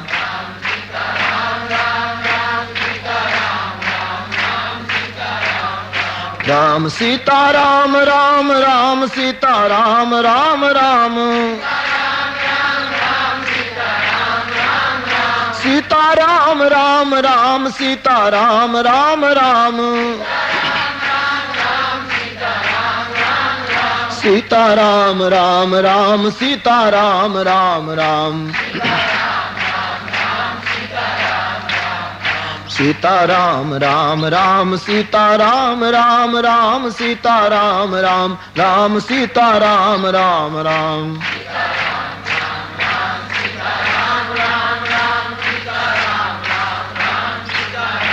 ब्रह्मा जी ने આગેવાની નીચે દેવતાઓએ પ્રાર્થના કરી મુનિ સિદ્ધ સકલ સુર પરમ ભયાતુર નમત નાથ પદ કંજા ભગવાનના ચરણારવિંદમાં ભયભીત બધાએ પોતાનો પ્રાર્થના રજૂ કરી. આકાશમાંથી આકાશવાણીથી બ્રહ્માજીને સૂચના આપતા કહ્યું, મેં પૂર્વે વચનો આપ્યા છે, શાપો સ્વીકાર્યા છે, એના ફલ સ્વરૂપે હું અંશ સહિત દિનકર વંશમાં પ્રગટ થઈશ. મારા અંશ તરીકે મારા ભાઈઓ આવશે, આદ્ય શક્તિ સામે પક્ષે પ્રગટશે અને દેવતાઓ હું ધરતીની ગુરુતાનો અંત લાવીશ. આપ થોડી પ્રતીક્ષા કરો. ભગવાને સૂર્ય વંશમાં પ્રગટવાનો કોલ આપ્યો દેવતાઓનો. આ બધું સાંભળીને નાચવા લાગ્યા. દેવતાઓને થયું કે બસ ભગવાન પ્રગટશે અને બધું સરખું કરી નાખશે, એટલે આપણા માટે હવે કંઈ કરવાનું બાકી નહીં. પણ બ્રહ્મા બળે સાવધાન. બ્રહ્માએ કહ્યું, નહીં, આ વાત સાંભળી એટલે આપણે નિષ્ક્રય નથી બનવાનું. આપ વાનર તનુ ધરી ધરણીમાં હરિપદ સેવહું જાય. તમે બધા વાનર બનો, જે સ્વરૂપવાન છો એ કુરૂપ બનો. જો સમસ્યાનો ઉકેલ લાવવો હોય તો રૂપાળા દેવતાઓ તમે કુરૂપ સ્વીકારો. માનવ ન બનાવ્યા, વાનર બનાવ્યા. વાનર બની અને રામ ના બનો. રામની સેવામાં તમારી શક્તિ સમર્પિત કરો અને ભગવાનની સેવા કરજો તો જે દેવતાઓ તમારી શક્તિને રાવણે અનેક વાર પરાજિત કરી છે, એ જ તમારી શક્તિ જો વાનરના રૂપમાં કેન્દ્રિત થશે અને પ્રભુનો આશ્રય લેશે તો એ શક્તિ દ્વારા રાવણ પરાજિત થશે. બલ તુમારે રીપુ હેન્યો. લંકાના મેદાનમાં રામજીનું પ્રમાણપત્ર કે મેં તમારા બળથી દુશ્મનને માર્યો. તમામ દેવતાઓ અંશાવતાર લઈ અને ધરતી ઉપર વાનર અને રીંછના રૂપે આવ્યા છે. આ રીતે રાવણના વિનાશ માટે જે અવતાર થવાનો એની પૂર્વ ભૂમિકા સજાઈ ગઈ. હવે તુલસીદાસજી આપણને અયોધ્યાની યાત્રા કરાવવાના, પણ એ અયોધ્યાની યાત્રા બરાબર 3 વાગે. રાજીવ નેત્રમ રઘુવંશનાથમ કારુણ્ય રૂપમ કરુણાકરંતમ શ્રીરામચંદ્રમ શરણમ પ્રપદ્યે. મનોજવમ મારુતતુલ્યવેગમ જીતેન્દ્રિયમ બુદ્ધિમતામ વરિષ્ઠમ વાતાત્મજમ વાનરયુથમુખ્યમ શ્રીરામદૂતમ શરણમ પ્રપદ્યે. બોલો રામચંદ્ર ભગવાન કી જય. શ્રી બાલકૃષ્ણ લાલ કી જય. સદગુરુદેવ ઓમ નમઃ પાર્વતી પતયે. હર હર મહાદેવ. શ્રી રામ જય રામ જય જય રામ.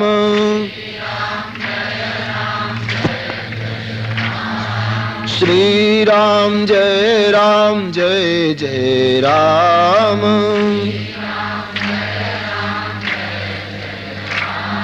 શ્રી રામ જય જય રામ.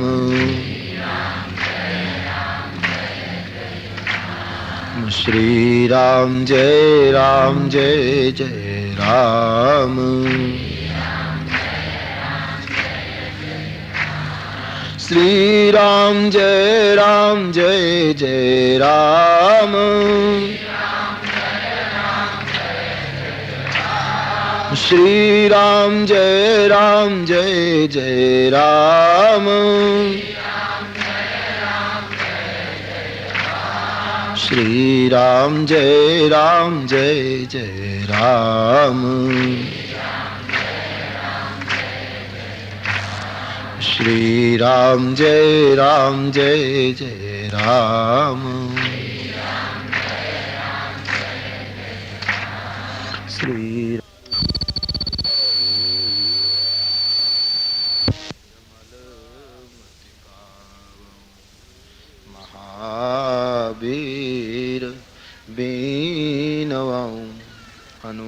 જાના રામ જાસુ જસ આપુ બખાના કુંદ ઇન્દુ સમદેહ ઉમા રમણ કરુણા અયન ચાહી દીન પરને કરહું કૃપા મર્દન મયન સિયા રામ મય સબ જગ જાની સિયા રામ મય સબ જગ જાની કરહું પ્રણામ જોરી જુગ પાન.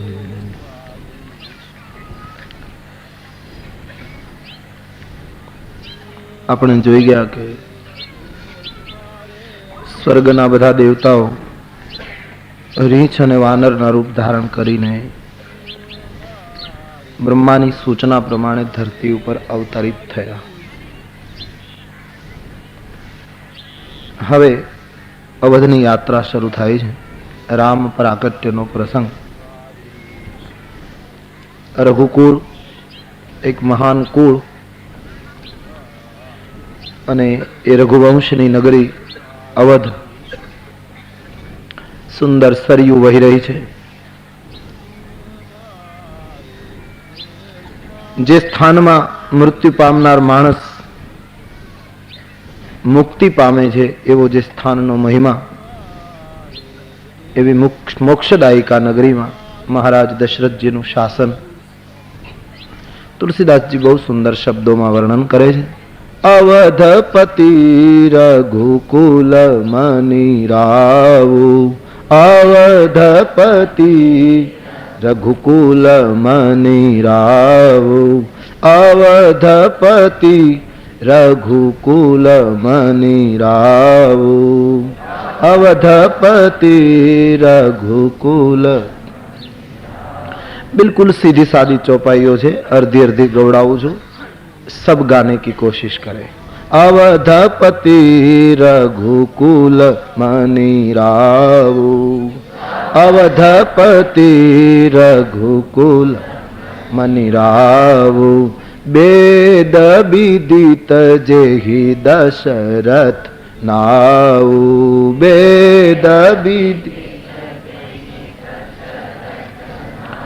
ओ वेद विदित जेहि दशरथ नाऊ, वेद विदित धर्म धुरंधर गुण निधि ज्ञानी, धर्म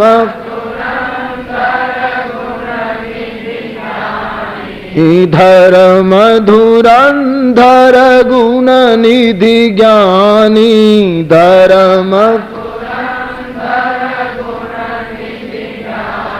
हृदय भगति मति सारंग पानी, हृदय भगति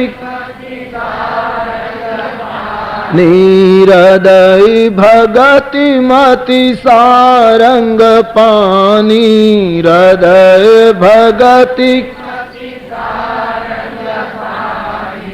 एक बार भूपति मन माही, एक बार भूपति भई ग्लानि मोरे सुत नाही, भई ग्लानि मोरे सुत नाही, गुरु गृह गए तुरत महिपाला, गुरु गृह गए तुरत चरण लागी करि विनय विशाला, चरण लागी करि निज दुख सुख सब गुरु ही सुनाएऊ, निज दुख सुख सब गुरु ही सुनाएऊ, कही वशिष्ठ बहु विधि समुझाएऊ, कही वशिष्ठ बहु विधि समुझाए, तरहु धीर होई सुतचारी, तरहु धीर हो त्रिभुवन विदित भक्त भयहारी, त्रिभुवन विदित भक्त श्रृंगी ऋषि वशिष्ठ बुलावा, श्रृंगी ऋषि वशिष्ठ बुलावा, पुत्र लागे शुभ जग्न करावा, पुत्र लागे शुभ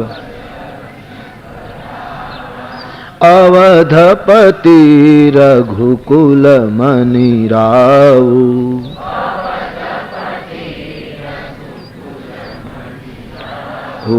वेद विदित जेहि दशरथ नाऊ,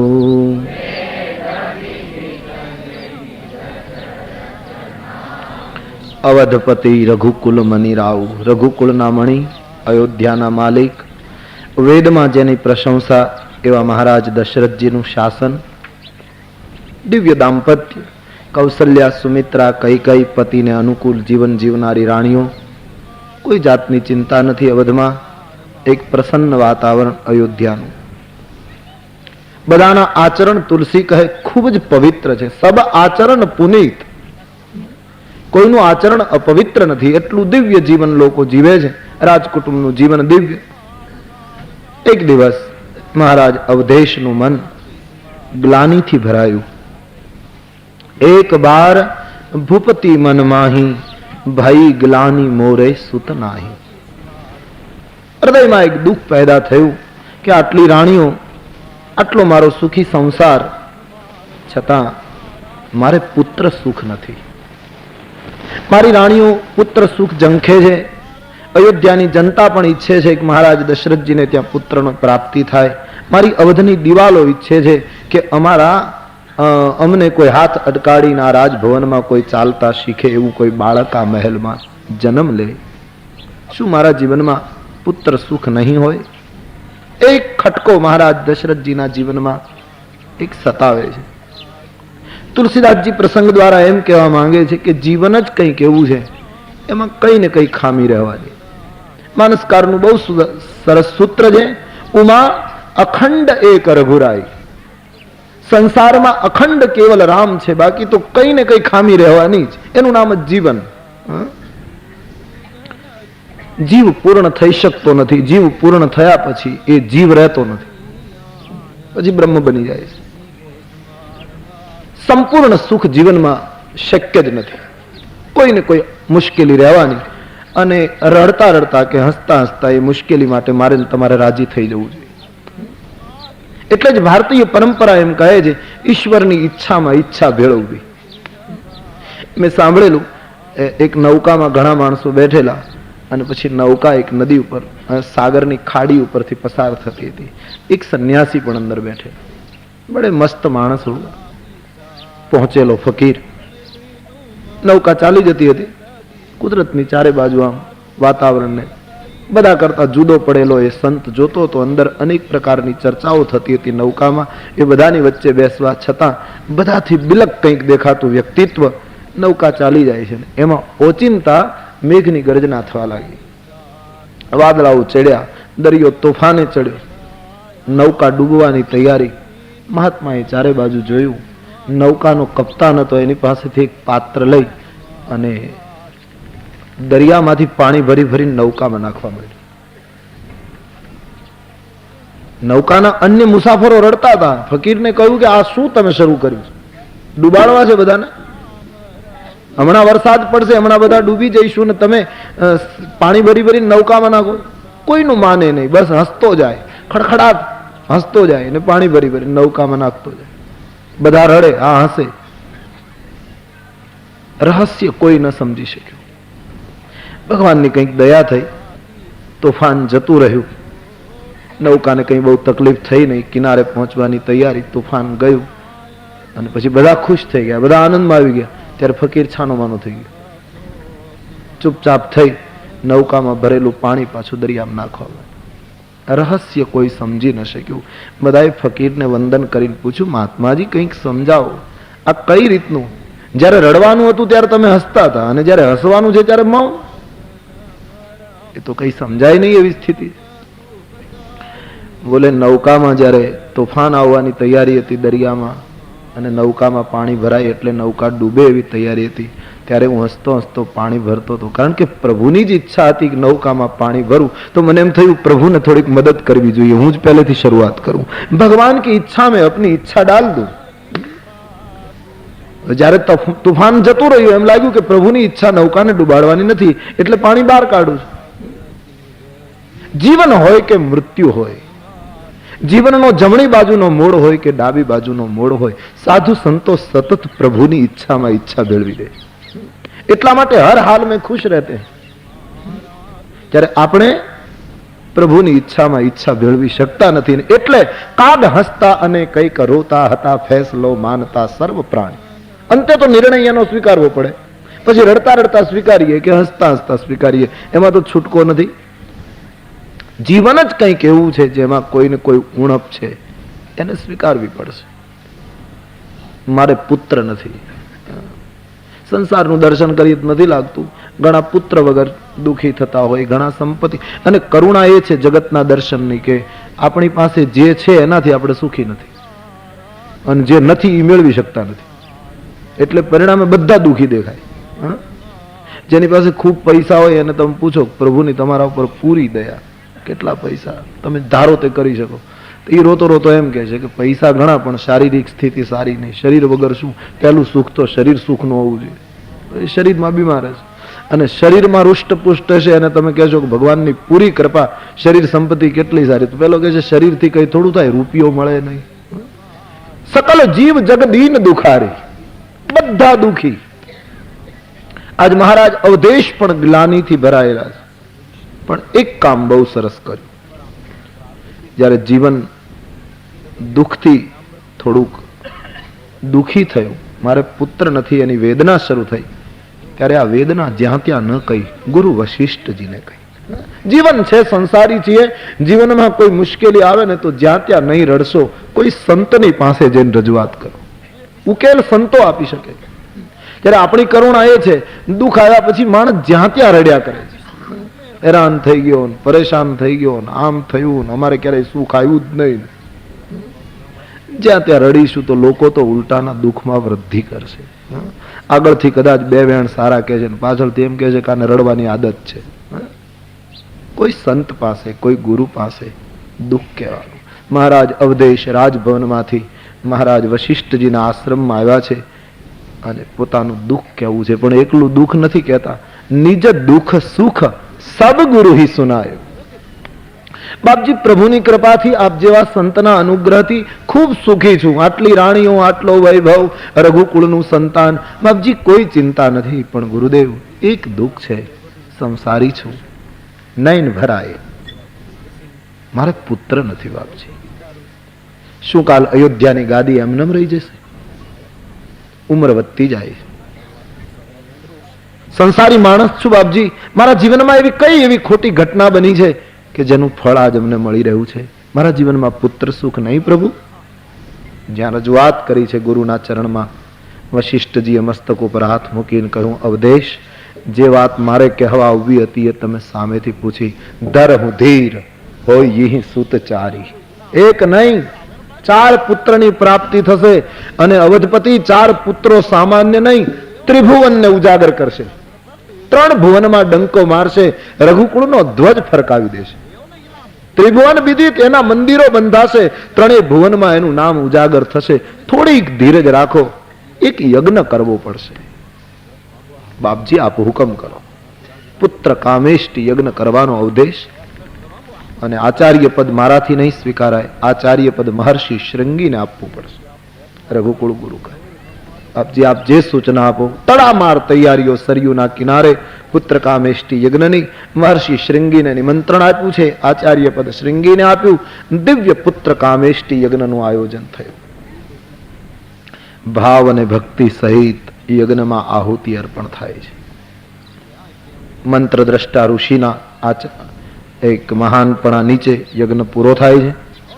તુલસીદાસજીએ લખ્યું, જ્યારે ભક્તિ સહિત આહુતિ અપાતી હતી ત્યારે યજ્ઞદેવ અગ્નિકુંડમાંથી યજ્ઞ નારાયણ પોતે પિતાંબરો ધારણ કરીને પ્રકાશિત સ્વરૂપમાં છેલ્લી આહુતિને સ્વીકારીને પ્રસાદનો ચરુ હાથમાં લઈને સ્વયં યજ્ઞદેવ આજ મહારાજ દશરથજીના એ મંડપની અંદર પ્રગટ થાય છે. બોલીએ યજ્ઞ નારાયણ ભગવાન કી. હાથમાં પ્રસાદનો ચરુ છે, દિવ્ય પિતાંબરો ધારણ કરેલા આખો સમાજ દર્શન કરીને ધન્ય બન્યો. પ્રસાદનો ચરુ ભગવાન વશિષ્ઠજીને આપ્યો. રઘુકુલ ગુરુ, હા ભગવાન, આ પ્રસાદ તમારા યજમાન અવધેશને આપજો અને કહેજો કે ત્રણેય રાણીઓને યોગ્યતા પ્રમાણે વહેંચી આપે. આના દ્વારા એમને પુત્ર પ્રાપ્તિ થશે. આટલી સૂચના આપી. તબ અદ્રશ્ય પાવક ભય, અદ્રશ્ય થઈ ગયા. બધાને વાત સમજાવી દીધી. અવધેશનો આનંદ એ વખતે શું કહેવો. ગુરુદેવના પગમાં જ્યારે પ્રણામ કર્યા, અવિશાન જે પ્રસાદ મળ્યો છે તેના હાથમાં આપીને કહ્યું કે રાજવી, તમારી ત્રણેય રાણીઓને યથાયોગ જે ભાગ બનાવી, યોગ્યતા પ્રમાણે આનો ભાગ બનાવી ત્રણેયને વહેંચી આપો. ભગવાનની પૂરી કૃપા થઈ છે, આપને ત્યાં પુત્ર પ્રાપ્તિ થશે. અવધપતિનો આનંદ અતિ વધ્યો છે. પ્રસાદનો ચરુ બાપજીની પાસેથી સ્વીકાર્યો છે. યજ્ઞ સુંદર રીતે પૂર્ણ થયો. ત્રણેય રાણીઓની પાસે જઈ યજ્ઞનો પ્રસાદ વહેંચે છે. અર્ધ ભાગ કૌશલ્ય દિનહા. વહેંચણી બહુ સરસ તુલસીદાસજીની, આમ વિચિત્ર પણ લાગે. જે પ્રસાદ મળ્યો હતો એમાંથી બિલકુલ અર્ધો પ્રસાદ ભગવતી કૌશલ્યાજી. કૌશલ્યાજી અયોધ્યાના પાટ મહિષી છે, મહારાણી છે. અર્ધો ભાગનો અધિકાર એને. ભગવાન શ્રીરંગનું સ્મરણ કરતા કરતા માતાજીએ પ્રસાદને ઉદરમાં પધરાવ્યો. અર્ધો ભાગ જે રહ્યો એના બે હિસ્સા કરી અને પાભાગનો પ્રસાદ કૈકેયીજીને આપ્યો. કૈકેયી ઉદરમાં પધરાવે છે, ભક્ષણ કરે છે. પાભાગનો પ્રસાદ રહ્યો એના બે ટુકડા કર્યા. એક કૈકેયીને આપ્યો, એક કૌશલ્યાજીને આપીને કહ્યું તમે બંને રાણીઓ સુમિત્રાજીને આપી દો. અર્ધો ભાગ કૌશલ્યાજીને બિલકુલ ન્યાયી, પાભાગ કૈકેયીને ન્યાયી. પણ છેલ્લો પાભાગ હતો એના બે ટુકડા કરી અને પોતે કેમ ન આપ્યા સુમિત્રાને? કૈકેયી અને કૌશલ્યાના હાથ દ્વારા કેમ અપાયું? આની પાછળ શું હેતુ હતો? સંતો તો એમ કહે છે કે કૌશલ્યાજી મોટા એટલે અડધો ભાગ એને બરાબર, પણ કૈકેયી અને સુમિત્રાનું સ્થાન એક સરખું છે. એ બંનેને દશરથજીએ જ પાપા ભાગ આપી દેવો જોઈતો હતો.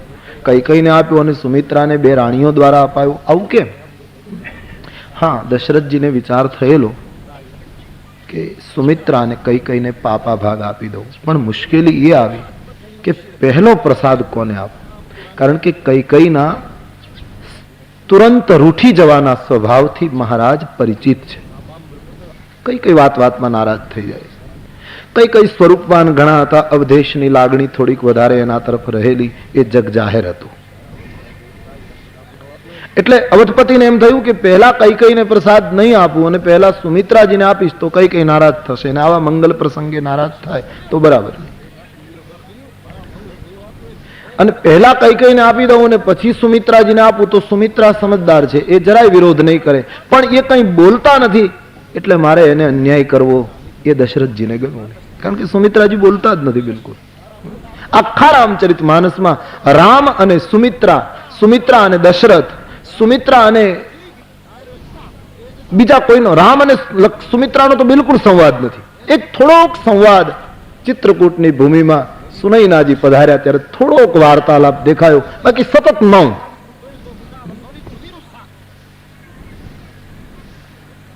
એ સુમિત્રાને અન્યાય થાય એ દશરથજીને અંદરથી રૂચતું નહોતું. એક ક્ષણ માટે મહાત્માઓ કહે એવો વિચાર આવ્યો કે બંને રાણીઓને એક સાથે પ્રસાદ આપી દઉં, એટલે કોણ પહેલું કોણ છેલ્લું એ પ્રશ્ન ન ઉઠે. પણ ત્યારે ધાર્મિક સંસ્કારો આડા આવ્યા કે પ્રસાદ જમણા હાથે જ અપાય, ડાબા હાથે અપાય. આ તો રઘુકુળ છે, હરેક સ્થિતિનો વિચાર થતો તો ડાબા હાથે તો પ્રસાદ આપી શકાય નહીં. શું કરવું? નિર્ણય કરી લીધો દશરથજીએ કે ગમે તે થાય પહેલા કૈકેયીને રાજી કરી દઉં. સુમિત્રાજી ભલે બોલશે નહીં, સુમિત્રાજી મૌન રહેશે, એનું મન નારાજ નહીં થાય, અને એને કંઈક જુદી રીતે ન્યાય આપું. તો અડધો ભાગ કૌશલ્યાજીને, પા ભાગ કૈકેયી મહારાણીને, પાભાગના 2 ટુકડા કરી કૌશલ્યાને કઈ કઈને કહ્યું, તમે બંને રાણીઓ આપો, હું સીધો પ્રસાદ સુમિત્રાજીને નહીં આપું. મારા દ્વારા તમે બંને રાણીઓ સન્માનિત થઈ છો. હવે મારા દ્વારા સન્માનિત થયેલી બંને રાણીઓ સુમિત્રાજીનું સન્માન કરો. આખું સરસ નિર્ણય કર્યો છે. આપણને રાષ્ટ્રની કોઈ મોટામાં મોટી વ્યક્તિ આપણું સન્માન કરે, બધા લોકો જોવે કે કેટલી મહાન વ્યક્તિએ આ ભાઈનું સન્માન કર્યું, અને સન્માન મેળવ્યા પછી આપણે ગાદી ઉપરથી નીચે ઉતરી અને કોઈ ત્રીજી વ્યક્તિને પગે લાગીએ તો બધા કરતા સન્માન એનું વધી ગયું કે રાષ્ટ્રની આટલી મોટી વ્યક્તિ આનું સન્માન કરે અને આ માણસને પગે લાગે તો એ વ્યક્તિનો દરજ્જો ઊંચો થઈ ગયો કે એ કોણ હશે કે આટલી મોટી સન્માનિત વ્યક્તિ એને પગે લાગે. એટલે કે અવધેશ દ્વારા સન્માનિત બંને રાણીઓ હવે સુમિત્રાનું સન્માન કરે. એટલે દરેક રીતે સુમિત્રાનું ગૌરવ મહારાજ દશરથજીએ વધાર્યું. પાપા ભાગનો પ્રસાદ સુમિત્રાના હાથમાં આવ્યો ત્યારે સુમિત્રાજી ભાવવશ થઈ ગયા. એને એમ થયું મહારાજ દશરથજીએ મારું કેટલું ગૌરવ વધાર્યું. એના દ્વારા સન્માનિત અવધની બંને રાણીઓ આજે મારું સન્માન કરે. હાથમાં પ્રસાદ છે, આંખમાં આંસુ છે. કૌશલ્યાને કઈ કઈને કહ્યું, માતાજી તમે દશરથજી દ્વારા સન્માનિત અને તમે મારું આટલું બધું સન્માન કરીને ગૌરવ વધાર્યું, પ્રસાદના 2 ટુકડા આપ્યા, આનો હું બદલો કેમ વાળીશ, આનો પ્રત્યુત્તર કેમ આપીશ? પ્રસાદને આરોગતા સુમિત્રાજીએ તે દિવસે સંકલ્પ વ્યક્ત કરેલો. એમ મહાત્માઓ કહે છે કે આ 2 પ્રસાદના ટુકડાઓ તમે આપ્યા છે, મારું ગૌરવ વધાર્યું છે, આના બદલામાં હું એક સંકલ્પ કરું છું કે ભગવાન કરે અને પ્રસાદના 2 હિસ્સા દ્વારા મારા ઉદરથી જો 2 બાળકોનો જન્મ થાય તો કૌશલ્યામાં 1 બાળક તારા દીકરાની સેવામાં આપી દઈશ અને કૈકેયીમાં બીજો બાળક તારા પુત્રની સેવામાં અર્પણ કરી દઈશ. 2 માંથી હું એકને નહીં રાખું. આ તમારા આપેલા સન્માનનો મારો પ્રત્યુત્તર. અને સુમિત્રાએ ચરિતાર્થ કરી દીધું. ભરત, લક્ષ્મણ અને શત્રુઘ્ન 2 પુત્રો સુમિત્રાના, લક્ષ્મણને સદૈવ રામના ચરણમાં આ મહિલાએ સમર્પિત કરી દીધો અને શત્રુઘ્નને સદૈવ ભરતના ચરણનો સેવક બનાવી માએ પ્રસાદનો બદલો આ રીતે વાળ્યો છે. રઘુકુળની કથા એ સમર્પણ અને ત્યાગની કથા છે. આમાં ત્યાગ સિવાય બીજું કઈ આવતું જ નથી. ત્યાગ કરવો હોય, સમર્પણ કરવું હોય, કુરબાની આપવી હોય, બીજાના માટે કુરબાન થવું હોય, એ આ કથા. અને ભારતની કથા એટલે જ મહાન છે. અહીંયા ત્યાગ જ પૂજાયો છે ભાઈ આ દેશમાં. અને આ કેટલાય સમ્રાટો થઈ થઈને જતા રહ્યા, કોઈની તસવીરો આપણે રાખી નથી. ત્યાગીઓની તસવીરો હજી લટકે છે. લંગોટી પૂજાણી છે આ દેશમાં. જુનાગઢ ઉપરથી કેટલા ફરી ગયા, નવાબો ગયા, અંગ્રેજો ગયા, રાના આખા પેઢીઓની પેઢીઓ ખલાસ થઈ ગઈ અને આટલી સત્તાઓ જુનાગઢ ઉપર ગઈ. પણ જુનાગઢ કોનું એમ પૂછીએ તો કોઈ રાનું ન કહે, અંગ્રેજોનું ન કહે, માંડલિકનું ન કહે, નવાબોનું ન કહે. કોઈને પૂછીએ જુનાગઢ કોનું તો નરસિંહ મહેતા. સંતોને ખાતે ગામ ચડી ગયા. ત્યાગ ત્યાગ જ પૂજાયો છે આ દેશમાં. ત્યારે રામની કથા જ આખી ત્યાગની કથા છે. અકબરનો દીકરો સલીમ મેવાડને જીતવા માટે નીકળ્યો, એવો એક ઇતિહાસ છે. મેવાડના રજપૂતોને પરાસ્ત કરીને મેવાડની ભૂમિ ઉપર મોગલનો ધ્વજ ફરકાવવો એટલા માટે સલીમ નીકળેલો. એના સરસેનાપતિને મેવાડની ભૂમિ ઉપર પગ મૂક્યા પછી સલીમે એમ કહ્યું કે આપણા ઘોડાઓને ખવડાવવા માટે મેવાડની ભૂમિ ઉપર રજપૂતોના જ્યાં ખેતરો હોય એમાંથી લીલા ચણા લઈ આવો. સલીમનો હુકમ. સરસેનાપતિએ માણસોને હુકમ કર્યો, ઘોડેસવારો નીકળી ગયા. કોઈ જગ્યાએ માણસ દેખાતું નથી રાજસ્થાનની ભૂમિ ઉપર, મેવાડના પ્રદેશ ઉપર. એક નાની એવી ઝૂંપડી 2-3 ગાંવ ચાલ્યા પછી દેખાય. લોકો એના તરફ ગયા, ત્યાં કદાચ કોઈ હશે. એક સફેદ વાળવાળો વૃદ્ધ બુજર્ગ રજપૂત બેઠો હતો. બોલાયો, આમ આવ. કોણ? અમે સલીમના માણસો છીએ, યુદ્ધ આવી રહ્યું છે મેવાડ ઉપર. હા, વાત સાંભળી છે. બોલો શું કામ છે? બોલે અમારા ઘોડાઓને ચણા ખવડાવવા છે, માટે ચણાનું ખેતર બતાવો. લીલા ચણા અમારા ઘોડાઓ ખાય છે. બોલો સમજી ગયો. ના પાડીશ તો મારી નાખશે. મેવાડ ઉપર ખતરો છે, સંસ્કૃતિ ઉપર ઘા થવાનો છે, યવનના દળકટકનો કોઈ પાર નથી. ચાલો આગળ વૃદ્ધ ખેડૂત, પાછળ સૈનિકો. ઘણે દૂર ગયા, એક લચકતું મોટા મોટા છોડ થઈ ગયેલા અને સરસ મજાનું ચણાનું ખેતર 5-10 એકરનું, ક્યાંય ધરતી દેખાતી નથી, આખી લીલી ચાદર બિછાવી દીધેલી એવું લાગે. અને વૃદ્ધ ખેડૂત ત્યાં ગયો, પાછળ એના ઘોડાઓ. પેલા કહ્યું બસ ખેતર આવી ગયું, અમે આ બધા ચણા વાઢી લઈએ. ખેડૂત કહ્યું નહીં, રહેવા દો, મારી પાછળ આવો. અરે બોલે પણ આટલું મોટું ખેતર છે, આમાંથી તો અડધું લેશું તો અમારે થઈ જશે ને, બીજે શું કામ તમારે એમને છેતરવા? બોલે ના, હું વૃદ્ધ માણસ છું, રાજસ્થાનનો માણસ, ભારતીય સંસ્કૃતિનો માણસ, 70 વર્ષે પહોંચ્યો, હું કોઈ દી છેતરું નહીં. તમે તો મારા અતિથિ છો, ભલે દુશ્મન હો, આ તો અમારી સંસ્કૃતિ છે. આજ તમે ખોરાક માંગવા આવ્યા છો પશુઓને માટે, અમારા અતિથિ છો, અને અમારે ત્યાં અતિથિ દેવો ભવ એવું સૂત્ર બોલાયું છે. ભલે તમે દુશ્મન હો, મારી પાછળ આવો. પણ કહ્યું આટલું મોટું ખેતર છે, કહ્યું નહીં, આના કરતા સરસ ખેતર બતાવો, મારી પાછળ આવો. બીજું ખેતર, ત્રીજું ખેતર. પેલા ગઈ પણ શું કામ ખોટો દૂર લઈ જાય? જતા જતા છેલ્લે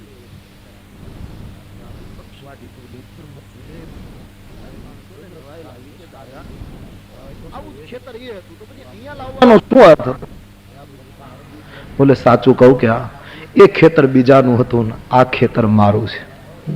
હું રાજસ્થાનનો માણસ, બીજાના ખેતરમાંથી ચણા ખેંચી લો એમ મારાથી કેમ કહેવાય? આ મારું માલિકીનું ખેતર, અહીંથી લઈ લો, મારાથી બીજું કહેવાય નહીં.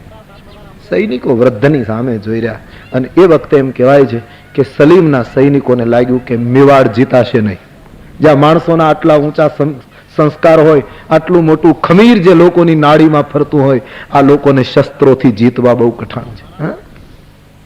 કુરબાની, સમર્પણ, એની અનેક ગાથાઓ આ દેશમાં પડી છે. સુમિત્રાજી કહે મારા બંને પુત્રો સેવામાં અર્પણ કરી દઈશ, તમારા પ્રસાદનો પ્રત્યુત્તર આ રીતે આપીશ. તુલસીજીએ લખ્યું એહી વિધિ ગર્ભ સહિત સબરા. ત્રણેય રાણીઓ સગર્ભા સ્થિતિનો અનુભવ કરવા લાગી.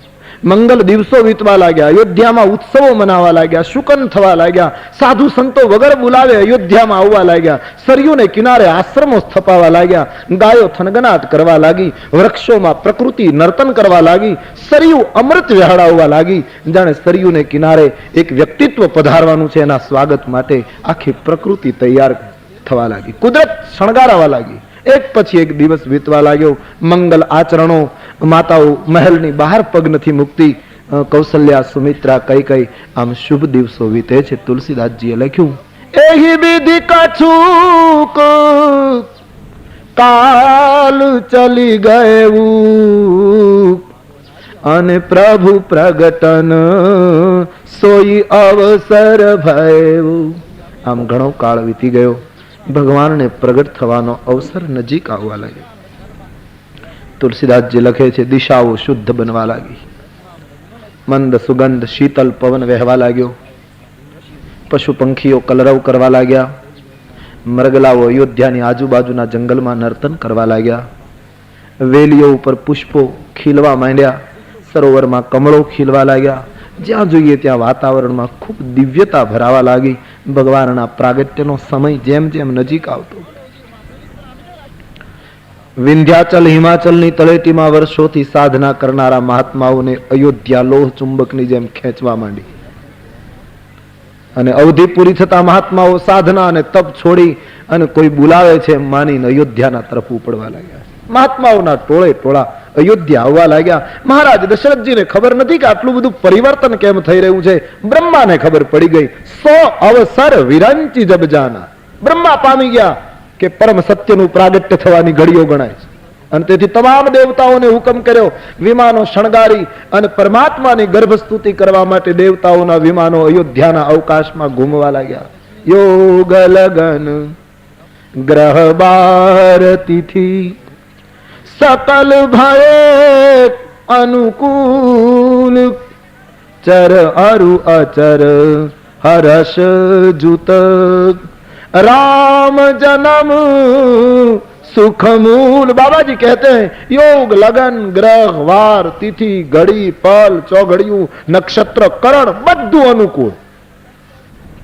ચર અચર જલચર થલચર નભચર જીવ માત્ર પ્રસન્ન છે। આજે દેવતાઓ આકાશ દ્વારા વિમાનોમાં બેસી પરમાત્માની ગર્ભસ્તુતિ કરી રહ્યા છે। મંગલ ધ્વનિ થાય છે, વાજિંત્રો વાગે છે, કોઈને ખબર નથી શું થવાનું। રાજભવનમાં બેઠેલી માં કૌશલ્યાને મંગલ શુકન થવા લાગ્યા। વામ અંગ ફરકે છે। માતાજીને થયું આજે કંઈક સુંદર શુકન થઈ રહ્યા છે। બધા જ પવિત્ર વાતાવરણમાં જીવી રહ્યા છે, કોઈને ખબર નથી। અંતર મનમાં એક એક વ્યક્તિને આજ આનંદ છે, ભાવપૂર્ણ બધા છે। તુલસી કહે એ કયો દિવસ હતો? ભારતીય પરંપરાને ધન્ય બનાવનારો એ મંગલ દિવસ। બાબાજીએ સુંદર ચોપાઈઓમાં લખ્યું, નવમી તિથિ મધુમાસ પુનીતા, નવમી તિથિ મધુમાસ પુન, શુક્લ પક્ષ અભિજીત હરિપ્રીતા, શુક્લ પક્ષ અભિજીત, મધ્ય દિવસ યતિ શીતન ધામા, મધ્ય દિવસ માં પાવન કાલ લોક વિશ્રામા, પાવન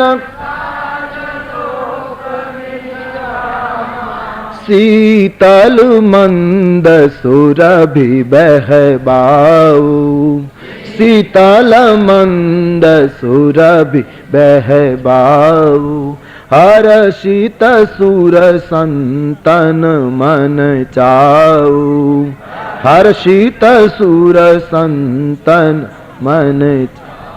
નવમી તિથિ મધુમાસ પુનીતા, ચૈત્ર શુક્લ નવમીનો સૂર્યોદય થવાની તૈયારી હતી। મધુમાસ પવિત્ર દિવસ નવમીનો, અભિજીત નક્ષત્ર સોહે છે। અને જે નવમી તિથિએ अपनी संस्कृति ने धन्य बनावी है। हिंद में प्रतिवर्ष ये आती है नवमी राम की। बिंदु जी लख्यू कि भारत में दर वर्षे रामनवमी आवे। हिंद में प्रतिवर्ष ये आती है नवमी राम की और राम का सुमिरन करा जाती है नवमी राम की। अने भारत अयोध्या ना महात्माओं तो एम ज माने के भारत में भारतीयों ज्यां रहे यानी भारतीय परंपरा सनातन धर्म ज्यां छे त्यां बधे दर वर्षे रामनवमी आवे, पण रामायणना वक्ताओना जीवनमां तो दर 15 दिवसे एक रामनवमी आवे। आज ए रामनवमीनो सूर्योदय थई चुक्यो छे। बड़ी पवित्र तिथि जन्माष्टमी अने रामनवमी। बड़ो महत्वनो समय, एक मध्याह्न अने एक मध्यरात्रि। एक सूर्यनी उपस्थितिमां आगमन, एक चंद्रनी उपस्थितिमां आगमन। राम सूर्य वंशનું પ્રતિનિધિત્વ કરે એટલે બિલકુલ સૂર્યની હાજરીમાં પધાર્યા। કૃષ્ણ ચંદ્ર વંશનું પ્રતિનિધિત્વ કરવા આવ્યા માટે ચંદ્રની ઉપસ્થિતિમાં પધાર્યા। બંનેએ મધ્ય સમય પસંદ કર્યો। નામ નામ એકે નવમી પસંદ કરી, બીજાએ અષ્ટમી પસંદ કરી। આના કરતા ધાર્મિક દ્રષ્ટિએ ખાસ કરીને જ્યોતિષ દ્રષ્ટિએ બીજી ઘણી તિથિઓ સારી કહેવાય, પણ રામ નવમી જ પડે અને એ પણ શુક્લ પક્ષમાં। કૃષ્ણ અષ્ટમીએ પધારે અને કૃષ્ણ પક્ષમાં। આવું શું કામ? સંતોએ નિર્ણયો કર્યા કે રામજી નવમીએ પધાર્યા છે એનું એક પ્રથમ કારણ તો એ કે 9 એ બ્રહ્મનો આંક છે। 9 કરતા જગતમાં કોઈ ઊંચી સંખ્યા નથી।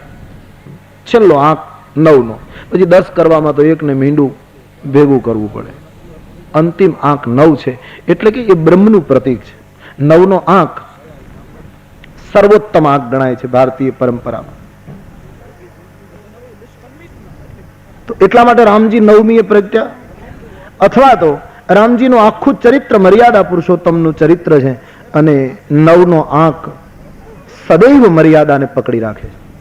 ક્યારેય 9 નો આંક મર્યાદા ત્યાગતો નથી।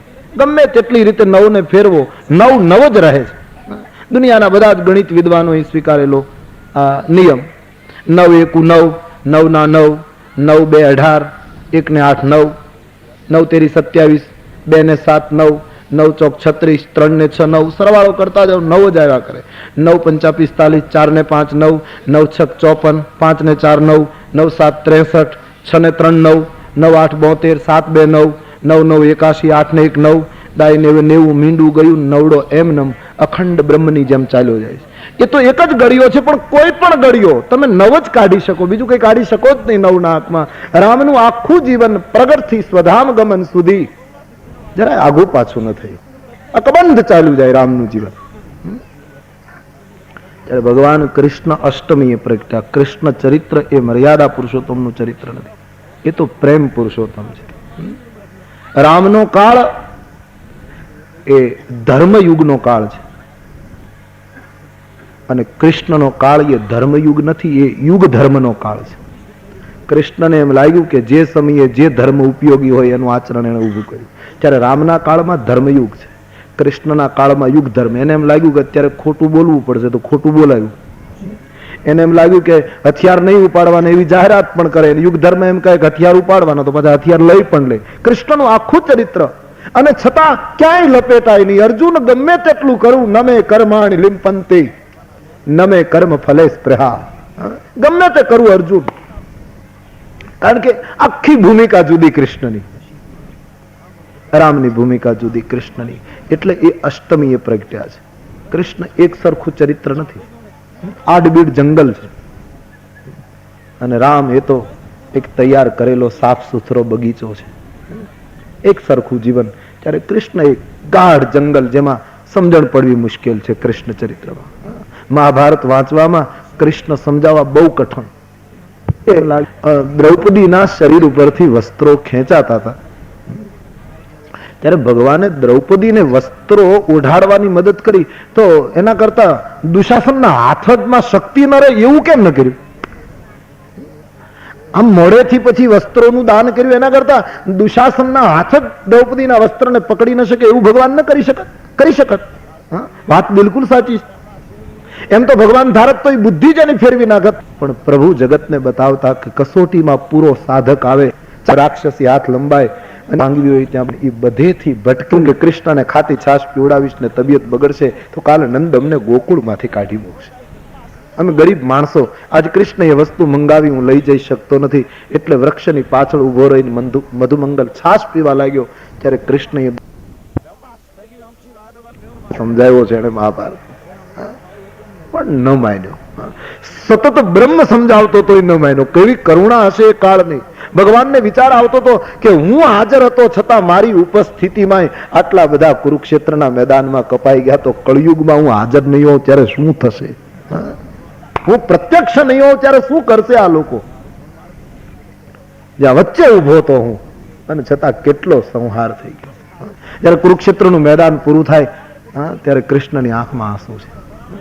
કેટલી વિધવા મહિલાઓ રડે છે, કેટલી ભાઈ વગરની બહેનો રડે છે, કેટલી પુત્ર વગરની માતાઓ રડે છે. આટલો ભયંકર સંહાર કુરુક્ષેત્રમાં કૃષ્ણની હાજરીમાં. કાળ કેટલો ભયંકર હશે. કૃષ્ણ ચરિત્ર ચડ ઉતર છે મારો કહેવાનો અર્થ. એ મમતા બાંધી પણ શકે છે, મમતાનો વિસ્તાર પણ કરી શકે છે, અને એને એમ લાગે ત્યારે કાચબાના અંગની જેમ મમતાને સંકેલી લેતા એને જરાય વાર ન લાગે. આખું ગોકુળ, વ્રજ જેવી મને કોઈ વસ્તુ પ્રિય નથી. કેટલું વ્રજમાં પ્રેમ દાન કર્યું કૃષ્ણએ, પણ ગોકુળ મૂકીને ગયો એ ગયો, પછી પાછું સામું ન જોયું. મમતાનો વિસ્તાર પણ આવડે છે, મમતાને સંકેલતા પણ આવડે છે આ કૃષ્ણ, કારણ કે અષ્ટમીએ જન્મ્યા છે. અને મોટી કરુણા તો એનું જીવન જ કઈક અટપટું છે. એ જન્મે જેલમાં અને કામ કરે મુક્તિનું. એનો જન્મ પોતાનો જેલમાં, પોતે જેલમાં જન્મે અને જાહેરાત કરે અહમ ત્વામ સર્વ પાપેભ્યો મોક્ષ ઈચ્છામિ મા શુચ સર્વ ધર્માન પરિત્યજ્ય મામેકમ શરણમ વ્રજ. આટલી રાજ્ય સત્તા ઉપરથી કૃષ્ણના પગલા ફરે, છતાં મસ્તક ઉપર મુગુટ મોરપીંછનો રાખે. જગતને કહ્યું ગમે તેટલી સત્તા મળે, તમારા માથાને હળવા રાખજો, માથાને ઘમંડી થવા ન દેશો, માથું હળવું રાખજો. આ કૃષ્ણ અષ્ટમીએ જન્મ્યા છે, કારણ કે 8નો આંકડો ચડ ઉતરનું પ્રતીક છે. એમાં વધઘટ થવાની 9ની જેમ એક સરખો નહીં રહે. 8 1 8, 8 ના 8, 8 2 16, 1 ને 6 7 એટલે 1 ઘટ્યો. એ 8 નો 8 નથી રહેતો. જેમ 9 9 જ રહે એમ કૃષ્ણ નહીં રહે. એ ચડ ઉતર આવશે. એ મુરલી વગાડે ને શંખે વગાડે. 8 1 8, 8 ના 8, 8 2 16, 1 ને 6 7, 8 તેરી 24, 2 ને 4 6 વળી ઘટ્યો. 8 ચોક 32, 3 ને 2 5 ઘટ્યો. 8 5 40, 0 ગઈ 4 ઘટ્યો. આમને ઘટતો જાય તો વાંધો નહીં, પણ 8 6 48, 4 ને 8 12 એ ક્યારે ગર્જના કરે એ કઈ કહેવાય નહીં. અર્જુન કબૂલ કરી ન શક્યો. જયારે આમ આમંત્રણ આપ્યું અર્જુનને, પશ્ય મેં પાર્થ રૂપાણી, હે જ્ઞાનની વાતો કરનાર ગુડાકેશ, એકવાર હવે આંખ ખોલીને મારી સામું જોઈ લે. રથની ધોસરી ઉપરથી નીચે ઉતરી ગયા છે અને અર્જુનને કહ્યું એકવાર મારી સામે આમ નિમંત્રણ આપ્યું છે અર્જુનને, જોઈ લે. પશ્ય, પહેલો શબ્દ લગ્યો પશ્ય, મને જો. પશ્ય મેં પાર્થ રૂપાણી શતશોથ સહસ્ત્રશ તો નાના વિધાની દિવ્યાની નાના વર્ણા કૃતાની છે. અર્જુનને નિમંત્રણ આપ્યું અને અર્જુને આંખ કુરુક્ષેત્રના રણાંગણમાં જોયું તો અનેક બાહુ દરવક્ત્ર નેત્ર. જેમ હજારો નદીઓ દોડી દોડી દરિયામાં ભળતી હોય એમ અનેક મહાપુરુષો અને યોગીઓ કૃષ્ણના રૂપમાં સમાતા દેખાયા. જેમ પતંગિયાઓ ઉડી ઉડી મોહવશ થઈ અને અગ્નિની જ્યોતમાં બળી જતા હોય એમ કેટલાય અસુરો કૃષ્ણના એ પ્રચંડ સ્વરૂપમાં બળી જતા જોયા. અર્જુન તું જો. આંખ ભરાઈ ગઈ અર્જુનની. હે જનાર્દન, મને આ રૂપની ખબર નહોતી, મને આ સ્વરૂપનો ખ્યાલ નહીં. મેં બાળપણમાં વિહારમાં ભોજનમાં શૈયામાં તમારી મશ્કરી કરી હશે, તમને તુકારા કર્યા હશે, પણ સખેતિ મત્વા પ્રસભમ યદુક્તમ, હે કૃષ્ણ હે યાદવ હે સખેતિ અજાનતા મહિમાનમ તવેદમ મયા પ્રમાદાત પ્રણય. પણ હે ગોપાલ, એ તો બધું અજાણતા થઈ ગયું, મને ખબર નહીં કે તું તો સમષ્ટિનો પિતા છે. આ અર્જુન તુલસીદાસજી વર્ણન કરે છે. આપણે કથા સાંભળી હશે, રામાયણમાં જે વાલી છે એ મહાભારતમાં અર્જુન થયો છે, અને રામાયણમાં જે સુગ્રીવ છે એ મહાભારતમાં કર્ણ થયો. ઘણા લોકો એમ માને છે રામાયણનો જે વાલી છે એ કૃષ્ણ અવતારમાં પેલો વાલીઓ ભીલ થયો છે અને પ્રભાસમાં એમને બાણ માર્યું. ભગવાને સંતાઈને માર્યું હતું, તેને સંતાઈને. આ શાસ્ત્ર વિરુદ્ધ છે. વાલી અર્જુન થાય છે અને સુગ્રીવ કર્ણ થાય છે. રામા અવતારમાં સુગ્રીવને મદદ કરી છે, કૃષ્ણ અવતારમાં વાલીને મદદ કરી છે. હિસાબ પૂરો કરે છે ભગવાન. અને એનું મહત્વનું કારણ ભગવાન જાહેરાત કરે છે કે હું એને મદદ કરું જેના પક્ષે હનુમાન હોય. રામા અવતારમાં સુગ્રીવના પક્ષે હનુમાનજી હતા, ત્યાં મદદ કરી, અને કૃષ્ણ અવતારમાં અર્જુનની ધજામાં હનુમાનજી હતા એટલે વાલી અર્જુન થઈને આવ્યો તો એને મદદ કરી. કર્ણને સામે પક્ષે રાખ્યો, સુગ્રીવને સામે પક્ષે રાખ્યો. કૃષ્ણ ચરિત્ર ખૂબ ચડ ઉતર બતાવે છે, વધઘટ એમાં ખૂબ આવે છે. એટલા માટે અષ્ટમીએ જન્મે છે, મધ્યરાત્રિએ જન્મે છે, રામ મધ્ય દિવસે જન્મે છે. રામનો વંશ સૂર્ય વંશ છે એટલે પ્રકાશની હાજરીમાં પ્રભુ જન્મ્યા છે. કૃષ્ણ ચરિત્ર ઘણું જ સમજવામાં કઠિન પડે એવું અઘરું છે. રાત્રિએ પ્રગટ્યા છે, પણ એક વસ્તુ કે આ નવમી અને આ અષ્ટમીએ આપણને ધન્ય બનાવ્યા છે.